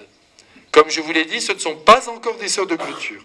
Et Annecy, à ce moment-là, comptait 4500 habitants, et il y avait beaucoup de misère, beaucoup de gens qui n'avançaient pas dans la vie, qui étaient vraiment des pauvres abandonnés à la rue. Elle allait les visiter, elle les soignait. Beaucoup de gens mouraient évidemment de toutes ces maladies qu'aujourd'hui nous soignons magnifiquement. Et au mois de juin 1613, c'est au tour du baron Guy de Rabutin, le beau-père, de mourir. Et Jeanne doit reprendre la route pour la Bourgogne et tenter de dépatouiller les affaires mal gérées du baron défunt. En 6 semaines, mère Jeanne de Chantal, redevenant châtelaine, mais tout en ordre. Elle traite avec beaucoup de charité, de justice, la servante maîtresse. Loin de la mettre à la porte, elle fait ce qu'il faut, avec ses 5 enfants, en respectant scrupuleusement les dernières volontés du baron, qui leur léguait un bon nombre de biens. Elle régla les litiges avec les fermiers, les domestiques. Elle mit beaucoup d'indulgence, beaucoup de bonté dans tout ça. Elle n'a pas réglé les choses, vous voyez, cette femme, elle a fait la volonté de son beau-père. Elle distribua à chacun de ses enfants, selon le droit, ce qui leur revenait. Cels, qui grandissait, devenait seigneur de Bourbilly. Françoise recevait en héritage Montelon le château, et Marie-Aimée, vivant à Annecy, reçut sa part en argent liquide. Alors, étonnante femme, franchement, que cette Jeanne, dominant et gérant les situations avec justesse, bon sens, équilibre et fermeté. Alors, de retour à Annecy, elle apprend que l'archevêque de Lyon désire la fondation d'un monastère dans sa ville. Alors, il faut y aller. Alors, elle y va avec quelques sœurs. Là, tout est très compliqué. Mais lorsqu'elle arrive, donc ce fameux archevêque dit qu'on ne peut pas les maintenir en dehors de la clôture, et c'est là que les choses commencent. Et François de Sales va se laisser faire. Il va dire, si l'Église nous demande de les mettre derrière la clôture, moi avant tout ce qui compte, c'est que ce soit des femmes de cœur, des femmes d'amour. Elles porteront le monde derrière la clôture. Elles visiteront le monde derrière la clôture. Mais je veux qu'on continue de les appeler les visitandines, qu'elles soient vraiment sous ce mystère de la visitation, dit-il, parce que ce mystère n'est pas assez honoré dans l'Église. L'Annonciation, tout ce que vous voulez, mais la visitation, c'est un peu le parent pauvre. Si bien qu'il disait, il faut qu'on honore cette visitation de Marie à sa cousine Élisabeth, vous vous souvenez, alors que Marie elle-même est enceinte. Alors, Jeanne de Chantal est souvent malade, sa santé est fragile, ses angoisses nombreuses. J'insiste parce que je vous montre que psychiquement, elle avait des difficultés. Son souci des siens est immense. Et en 1616, à la Pentecôte, elle fait une retraite spirituelle qui va la marquer à vie. Car là, François de Sales l'a fait monter d'un cran. Il veut l'établir dans ce qu'il appelle, écoutez bien, parce qu'il y va franco, ce François de Sales, la parfaite nudité du cœur. C'est-à-dire vraiment, on n'attend plus rien. Il disait toujours, ne rien demander, ne rien refuser. C'est quelque chose. Être vraiment dans la volonté de Dieu. Jésus vous aime, ma mère, lui dit-il, il vous veut toute sienne. Tenez votre volonté unie à la sienne. Ne pensez plus à l'amitié ni à l'unité que Dieu a faite entre nous, parce qu'elle aimait beaucoup François de Sales, ni à vos enfants, ni à votre corps, ni à votre âme, ni à chose quelconque, car vous avez tout remis à Dieu. Ce qu'il faut que vous fassiez, ne le faites plus parce que c'est votre inclination, mais parce que c'est la volonté de Dieu. Ah, c'est pas facile à vivre ça. Mais en même temps, vous voyez, c'est notre seul chemin, parce que de toute façon, on n'a pas prise sur toutes ces réalités. Vous voyez, même nos enfants, on a beau dire ça sera comme ça, c'est jamais comme ça. Ils font aussi leur chemin, à un moment donné, on dit tiens, on n'aurait pas espéré avec l'abandonnement. On fait confiance. Jeanne, passionnée, amoureuse comme elle est, veut entrer résolument sur cette voie. Elle écrira simplement le même jour à François de Sales ces simples mots « Mon Dieu, mon vrai Père, que le rasoir a pénétré dedans. » Le rasoir, il a pénétré sur cette montée spirituelle, faite d'amour fou pour Jésus, surgirent 3 deuils qui frappèrent François de Sales et Jeanne de Chantal. Tout d'abord, Bernard de Sales, le jeune frère de François, le mari de Marie-Aimée. Il est atteint d'une fièvre pestilentielle qui ravageait l'armée alors qu'il conduisait un régiment en Piémont et il meurt le 23 mai 1617. Non mais vous voyez ces vies. Vous imaginez la petite Marie-Aimée, sa jeune épouse, la fille de Jeanne, d'autant plus qu'elle est enceinte. Elle se réfugie à la visitation près de sa mère, elle accouche avant terme au couvent d'Annecy, car elle était intransportable, et l'enfant meurt aussitôt. Et Marie-Aimée, qui sentait sa fin approcher, demanda à prendre l'habit de la visitation. Elle prononça ses vœux devant François de Sales, elle meurt à son tour le 7 septembre. Jeanne de Chantal voit la mort de tout le monde. Jeanne de Chantal, sa mère, eut le courage de lui fermer les yeux à sa petite Marie aimée. Pourtant, tout était brillant, le château, Bernard de Sales. Et heureusement que ça a commencé à 11 ans. C'est là qu'on voit la sagesse de Dieu. Elle a quand même eu une certaine vie où elle a été très heureuse, que d'épreuves. Et à son tour, Jeanne de Chantal vacille à tel point que François de Sales juge bon de lui donner les derniers sacrements. Elle tombe soudain malade, mais en la voyant à l'agonie, il prend la relique de Saint Charles Borromée et il la lui apporte pour qu'elle la vénère et il fait la promesse de se rendre en pèlerinage à son tombeau si elle guérissait. Vous voyez comment font les saints? Elle guérit instantanément. Munissez-vous de cette relique. Il faut la trouver, Charles Borromée. Nous sommes en 1618. Désormais, Jeanne de Chantal et François de Sales ne vont plus que se croiser. Ça, c'est la grande souffrance de Jeanne de Chantal. Elle aimait François de Sales, disons les choses comme elles sont. Elle l'aimait d'un amour pur, mais elle l'aimait vraiment. Ça veut dire quoi, d'un amour pur? Ça veut dire qu'elle aurait donné sa vie pour lui. C'est ça qui compte. Au-delà de tout le reste, aujourd'hui on sexualise tout, mais au-delà de tout ça, il y a cet amour profond, il y a des êtres pour qui vous voulez mourir. Vous êtes prêt à donner votre rein, tous vos organes. Ça, c'est l'amour. Elle l'aimait comme ça. Et François de Sales ne retenait pas cet amour, mais l'orientait vers Dieu toujours. Et il lui a fait un coup, vous allez voir à la fin, extraordinaire. En ces années, plusieurs visitations sont fondées. Moulins, Grenoble, Bourges et Paris, où la fondation ne se fera pas sans difficulté. Dans la capitale, les sœurs vivent dans la plus stricte pauvreté. En vérité, il leur manque tout, le linge, le bois, le pain. De plus, la peste fait des ravages à Paris et les laisse très isolés dans une ville de plus en plus déserte, à l'abandon, où les princes et la cour ont fichu le camp. Et dans les rues, l'herbe était haute. Chacun se calfeutre. Vous imaginez Paris comme ça? La ville est sinistrée. Et malgré tout, les sœurs résistent. Mais comme si cela ne suffisait pas, du côté des gens d'église, les contradictions se lèvent. On a peur que cet institut, qui est moins austère que les autres, mais sans doute plus exigeant du côté de l'amour, ne rafle toutes les vocations qui existent. La jalousie. Ah! La jalousie sacerdotale, c'est terrible. Jésus en est mort. Eh bien, François de Sales, qui se trouve aussi à Paris, soutient de toute son autorité la fondation. Et avant de quitter la ville, fort heureusement, il confie ses filles en 1619, vous savez à qui? À Saint Vincent de Paul, qui deviendra un vrai père pour elle. Mère de Chantal se donne à fond, elle veille sur chaque fondation. Mais voyez, ce qui est extraordinaire, c'est que tout en étant la pierre fondamentale de ce nouvel institut, elle ne néglige pas pour autant ses deux enfants qui lui restent, Celse Bénigne et Françoise. Alors regardons-les un peu tous les deux. Françoise est avec elle à Annecy, à la visitation, mais il faut le dire, elle est très mondaine, cette petite, qui est grande maintenant.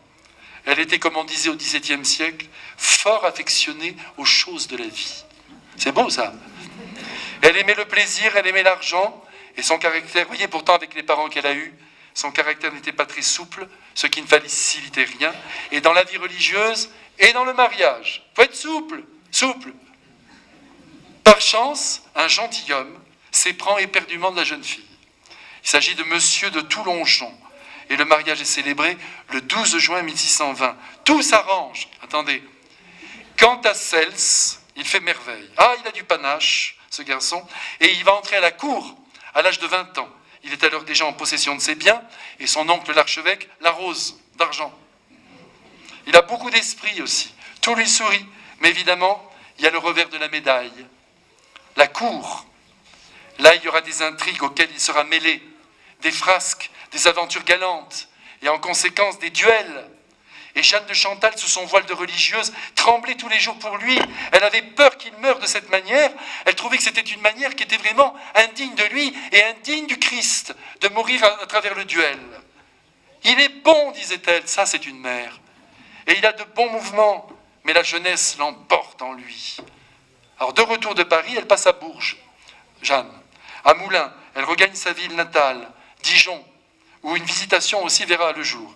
Elle restera à Dijon pour l'établir, cette fameuse visitation, pendant 6 mois, et c'est là que, pour sa plus grande joie, elle recevra un mot de François de Sales, lui annonçant qu'il devait prochainement se rendre à Lyon et qu'il aurait aimé la rencontrer.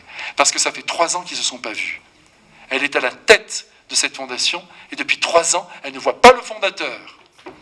Elle l'aime, elle veut le voir, elle veut lui parler de son âme. Elle a préparé un petit billet où il y a toutes les questions qui regardent son cœur profond. Elle l'a.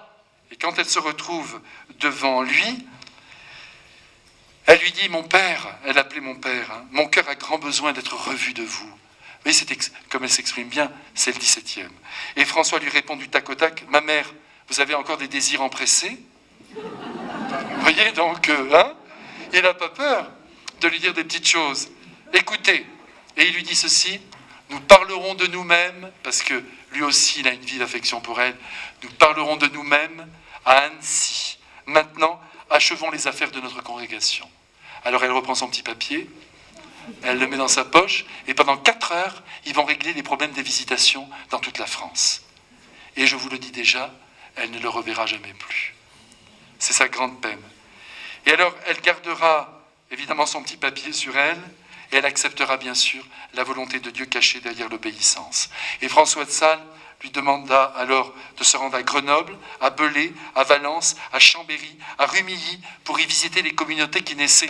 Mais vous savez, juste 18e siècle, 19e siècle, les visitations, mais elles émaillaient toute la France. Il y avait partout des couvents de la visitation, ça a eu un succès fou.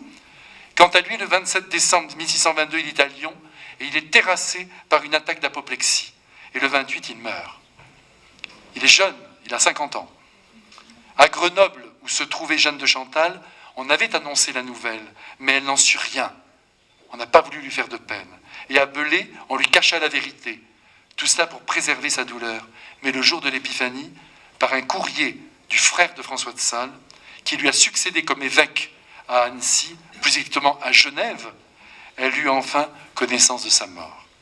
Voici ce qu'elle confiera plus tard à sa nièce, la mère de Chaugy.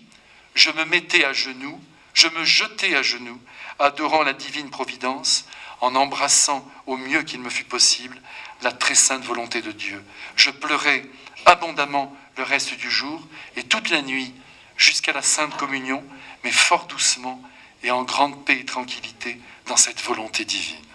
Désormais, elle était seule, oui, vraiment seule. Et dès le lendemain, elle a commencé les démarches pour que le corps de François de Sales soit ramené à Annecy, car les Lyonnais ne voulaient pas donner son corps. Ah, ces Lyonnais. Mais Mère de Chantal intervint avec force, montrant, preuve à l'appui, que François de Sales avait demandé officiellement à reposer dans la chapelle de la Visitation d'Annecy. Et elle va obtenir gain de cause. Et elle fait face à ses obligations avec un esprit de foi étonnant, suivant constamment les mouvements du Saint-Esprit. Elle avancera ainsi avec une sûreté de jugement, une fermeté dans son gouvernement et une fidélité à l'esprit de François de Sales tout à fait extraordinaire. Sa sainteté personnelle est incontestable. Alors en rejoignant Annecy, elle commence par mettre en ordre tous les papiers épars de François de Sales. Tout ce qu'elle a. Il y a des lettres, il y a des sermons, des projets d'ouvrages, il y a des papiers concernant directement la visitation. Elle se met à la tâche dès les premiers mois de l'année 1623. Elle classe, elle agence, elle sauve de l'oubli de purs joyeux qui vont irriguer l'esprit de la visitation jusqu'à nos jours. Et pendant les 17 ans qui lui resteront à vivre, elle va vivre encore 17 ans, inlassablement, passant de monastère en monastère, elle commentera et expliquera les constitutions, les règles, le coutumier de l'ordre, dans un très grand respect de la pensée de François de Sales, sans jamais rien introduire d'elle-même. Elle travailla aussi avec courage pour rassembler des témoignages et des documents en vue de la canonisation de celui qu'elle appelait son bienheureux père. Alors en cette même année, 1623, enfin, on se demandait s'il parviendrait à se stabiliser. Cels Bénigne se marie avec Marie de Coulanges. Mais malheureusement, cette union ne l'assagit pas, du moins en ce qui concerne les duels. Cependant, c'est un homme valeureux, très idéal en son esprit, et il va se lancer d'ailleurs avec l'un de ses amis dans la défense de l'île de Ré, qui était assiégée par les Anglais. Toujours les Anglais.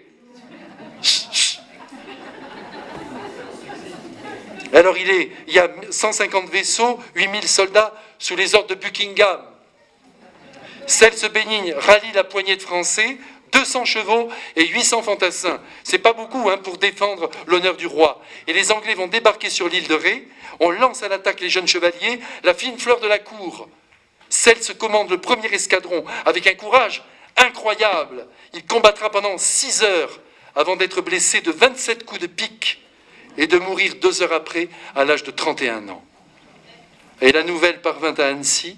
Ce fut le frère de François de Sales, Monseigneur Jean-François de Sales, évêque de Genève, qui fut chargé de l'annoncer à Jeanne de Chantal. Ma mère, écoutez ce dialogue.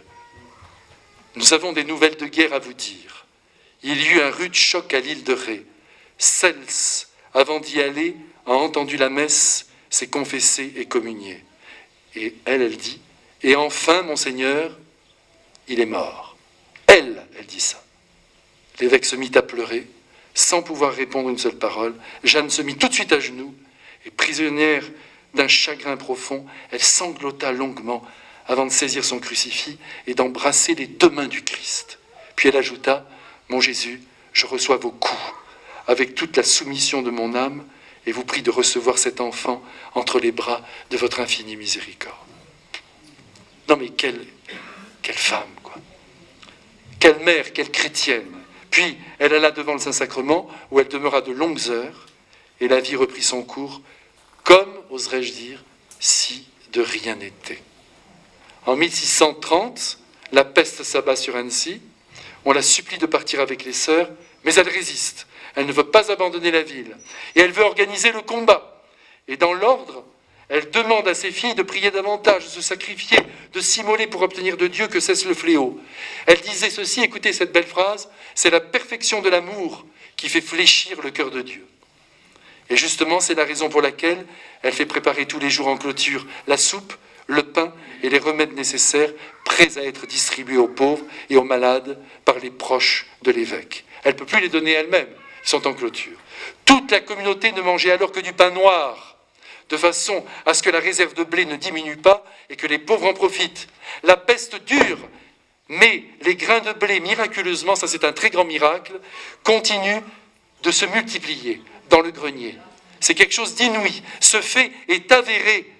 Il se multipliait dans les greniers du monastère. La ville fut sauvée en grande partie grâce à cette générosité qui s'est organisée dans la plus stricte clôture d'un monastère où la prière et la charité débordaient de toutes parts. Quand vous entendez des gens qui vous disent que les monastères ne servent à rien, dites-leur vous n'y êtes plus du tout. Il faut maintenant vous mettre à prier pour penser que Dieu exauce la prière des hommes et sauve les hommes grâce à cette prière. Alors dans les années qui suivirent, Jeanne de Chantal travailla avec ardeur au dossier en béatification de son père, François de Sales. Et le 4 août 1632, il fut décidé qu'on ouvrirait le tombeau de François de Sales. Alors dans la petite chapelle de la Visitation, depuis 10 ans il est là. Et les visites n'avaient pas manqué. Les pauvres affluaient. Des ex-voto couvraient déjà tous les murs. On voyait des béquilles, des bâtons d'infirmes. Alors on sortit donc du tombeau le double cercueil de bois. On l'ouvrit et apparut alors, comme l'écriront les témoins, un beau corps frais et entier. Mais alors vous allez voir ce qui va se passer. L'émotion de l'assistance était intense. Et le peuple qui était à l'extérieur battait les portes avec violence parce que c'était privé. Ils réussissent à ouvrir et l'une d'entre elles cède et la foule s'engouffre dans la chapelle. Personne ne voulait plus partir. Il a fallu que l'archevêque menace d'excommunication pour que tout le monde sorte, comme d'habitude. Des menaces, des menaces. Pas peur des menaces. Mère de Chantal est restée là en prière devant son père, celui que Dieu lui avait donné. Il était interdit de toucher le corps et Jeanne avait obéi. Mais le lendemain, elle avait obtenu la permission d'embrasser la main de François. Tout ça n'est pas facile, hein. C'est pas morbide. Elle l'aimait quand on aime. Je connais un prêtre qui m'a raconté dernièrement, non mais ce sont des hommes très courageux, qu'il est allé pour la reconnaissance des restes de sa mère. Il s'est approché, il m'a dit on a ouvert. C'était dans la terre. Et tout d'un coup, il m'a dit qu'est-ce que j'ai vu? Le crâne de ma mère. Je l'ai pris. Il était parfait, bien nettoyé. Je l'ai embrassé et je l'ai déposé. Moi, j'étais, vous voyez, impressionné. Mais c'est des hommes de grande foi. Quand on pense que tous nos morts sont près de Dieu, vivants, on est en paix. C'est comme ça qu'il faut vivre, quand on prétend avoir la foi. Et alors, au moment où elle lui embrasse la main, il y a eu un faux mouvement qui s'est produit, puisqu'ils allaient sortir François de Sales. On ne sait pas ce qui s'est passé, mais ce que je vous dis là est avéré. Là, le bras de François de Sales, qui était souple, s'est levé et hop, a touché son voile. Tout le monde a fait un pas en arrière, tout le monde était impressionné. Et d'ailleurs, ce voile, il a été gardé scrupuleusement et il est encore maintenant objet de vénération au monastère de la Visitation d'Annecy, comme un geste par-delà la mort de François de Sales pour sa fille. Heureusement que ce n'est pas moi. Mais en même temps, c'est magnifique. Voyez mes frères, jusque dans la mort, Dieu nous parle et nous aime. Ayez confiance. Moi-même, j'ai perdu mes parents et beaucoup d'amis très chers. Pensez à leur joie toujours et dites-vous qu'il y a une justice, c'est-à-dire que nous aussi on va y passer. Alors ne pleurez pas sur leur sort, ils nous ont devancés, ils sont dans le wagon de tête, mais nous on est là, derrière, et on va y passer nous aussi. C'est pas beau ça ? Mais avant on profite de la vie, on vit, on est heureux. Mais dites-vous que c'est rien la mort, c'est rien, vous allez voir, on va passer de l'autre côté, on verra tout le monde, et on sera heureux. Alors les fondations vont se multiplier, je vous dis ça pour que vous réalisiez qui est Jeanne de Chantal. Elles vont passer par-delà les frontières de la France et de la Savoie. Les demandes affluent de Suisse, d'Allemagne, de Pologne, du Piémont, d'Italie, de Sicile et même du Canada. Et du côté familial, les épreuves se continuent. En cette année 1633, la femme de Celse Bénigne, Marie de Coulanges, meurt chez ses parents, où elle s'était retirée avec sa fille Marie, qui deviendra la fameuse et célèbre Madame de Sévigné. Madame de Sévigné est donc la petite-fille de Jeanne de Chantal. Vous imaginez, c'est pas une belle nouvelle ? On peut applaudir là quand même, c'est les desseins de Dieu. Maintenant, n'applaudissez plus. Monsieur de Toulongeon, un peu plus tard dans l'année, le 20 septembre, mourra à son tour, laissant Françoise, son épouse, dans un profond désarroi. Et cette dernière fille de Jeanne la rejoindra à la visitation à Annecy pour y trouver pendant quelques mois un peu de consolation et de tendresse. Vous vous souvenez de la frivole Françoise ? Eh bien, elle deviendra une chrétienne authentique et elle éduquera parfaitement ses deux enfants. Eh bien, au milieu de ces événements, Mère Jeanne de Chantal continue son tour de France. Elle visite inlassablement les monastères, craignant toujours que l'esprit de la Fondation ne diminue dans les cœurs. Partout, il n'était question sur sa voie, et par ses exemples, que d'amour, d'humilité, de simplicité de vie et de fidélité surtout à l'amour infini de Jésus. Alors, il se trouve qu'en l'année 1641, il y a une nouvelle incroyable qui tombe. La duchesse de Montmorency, qui était vraiment le sommet de la crème française, devenue veuve, décide d'entrer à la visitation de Moulins. Vous imaginez le truc ? C'est comme si Madame Taubira voulait rentrer à la visitation. Non mais vous voyez, hein ? Alors, de plus, il se trouve... Non mais ressaisissez-vous. De plus, il se trouve que Madame de Montmorency était la nièce du pape. Sixte V, la petite nièce de Marie de Médicis. Et elle était surtout une amie de Jeanne de Chantal. Elle voulait absolument recevoir le voile de ses mains. Seulement voilà, Jeanne était épuisée. L'âge était là. Elle avait alors 69 ans. Et en ces temps, c'était déjà un très grand âge, 69 ans. Et le 28 juillet 1641, Jeanne, malgré sa faiblesse, elle quitte avec quelques sœurs le monastère d'Annecy pour rejoindre Moulins. C'était toute une expédition. Car elle dut prendre la route de Lyon, elle s'arrêta à Rumilly, à Belay, Montluel, où il y avait des monastères, puis elle passa 4 jours à Lyon avant de se diriger vers Moulins, où elle arriva le 9 août. En arrivant, elle trouva un courrier de l'évêque de Genève, lui demandant de se rendre à Paris, où la reine Anne d'Autriche, très désireuse de la connaître, l'attendait. Alors elle a dit, mais moi je ne peux pas y aller comme ça. Et puis elle était dans cet état. Qu'à cela ne tienne, la reine Anne d'Autriche, lui fait parvenir une litière, et elle prit donc la route pour Paris, dans la litière. Un grand voyage, pour Paris, où là, elle va rester 1 mois. Alors imaginez, la vieille religieuse, elle fut accueillie, vous voyez, à ces cloches qui m'aident, et qui me cassent les pieds aussi. Je les laisse passer, toutes ces cloches. Alors, parce que c'est le moment fatidique, elle arrive donc. Elle est accueillie avec tous les honneurs à Saint-Germain-en-Laye. La reine Anne d'Autriche. La reine tenait dans ses bras le dauphin, pas moins que le futur Louis XIV. Et le dialogue dura pendant 2 heures. La reine avait des conseils à demander, et à Paris par la suite, Jeanne reçut en audience de très nombreuses personnes. On venait parfois de très loin pour lui demander conseil. Elle revit aussi avec beaucoup de joie celui qu'elle appelait Monsieur Vincent, Vincent de Paul, auquel elle aimait à s'ouvrir avec confiance. Ils burent un coup ensemble.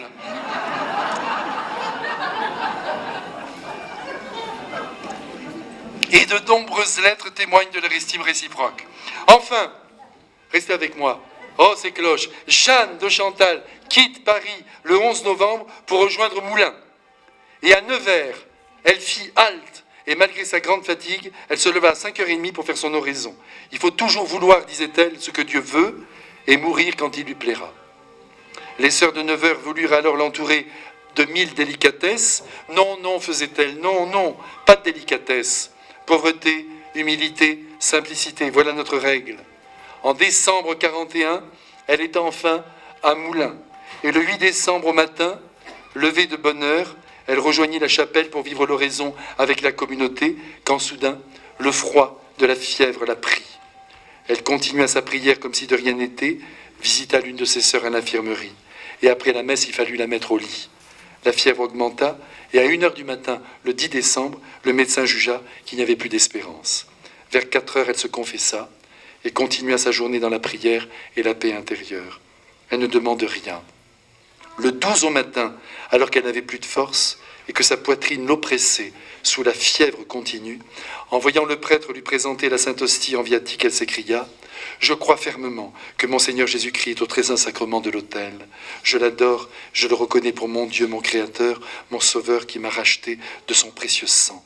Je confesse que je n'attends mon salut que de sa seule miséricorde. » Et à 2h30 de l'après-midi, à la stupéfaction de tous, elle s'assoit sur son lit et dicte pour tous les monastères son testament maternel. Écoutez-le. « Ayez grande fidélité envers les observances, gardez la sincérité du cœur, la simplicité et la pauvreté de vie, et la charité à ne dire et faire à vos sœurs que ce que vous voudriez qu'elles disent et fassent pour vous. » Puis la journée va se poursuivre en grande tranquillité d'âme, vivant à la lettre la recommandation que je vous ai donnée tout à l'heure et que je me donne à moi-même, ne rien demander, ne rien refuser. Et durant la nuit, on lui fit quelques lectures, on pria beaucoup près d'elle et avec elle. Le lendemain, toutes les sœurs s'approchèrent et lui embrassèrent la main, et chacune était regardée de son œil maternel, glissant à l'oreille un petit mot pour chacune. L'amour est toujours concret et singulier. C'est jamais l'amour de tous quand on dit j'aime tout le monde, non, chacune. Ensuite, résolument, elle prit dans sa main droite le crucifix. Vous savez, il faut mourir comme ça, hein. C'est pas... Elle tenait dans sa main droite le crucifix et dans sa main gauche un cierge allumé. Le prêtre qui l'assistait lui dit alors que l'époux venait, qu'il approchait. Elle répondit distinctement « Oui, mon père, je m'en vais. Jésus, Jésus, Jésus. » Ce furent ses derniers mots en forme de soupir. Et le 13 décembre 1641, entre les 6 et 7 heures du soir, elle quittait la terre, après avoir vécu dans le monde 38 ans et dans la vie religieuse 31 ans. À la mort de François de Sales, la Visitation comptait 13 monastères, et quand elle, la mère de Chantal, mourut, en 1641, elle laissait 87 monastères. C'est dire qu'en 19 ans de travail incessant, elle fondera 74 maisons de l'ordre. Dans une lettre du 2 novembre 1607, avant que Jeanne n'entre en religion, saint François de Sales lui avait écrit ces mots « Je vous vois, ma chère fille, avec votre cœur vigoureux qui aime et qui veut puissamment. Je vous vois, ma chère fille, avec votre cœur vigoureux qui aime et qui veut puissamment. » C'est le plus bel éloge peut-être qu'on puisse donner à une personne. Et comme ces mots traduisent bien le mouvement de son existence. Et nous, maintenant, et nous alors, mes frères bien-aimés, si nous voulons faire quelque chose de bon avec notre propre vie, il n'est jamais trop tard.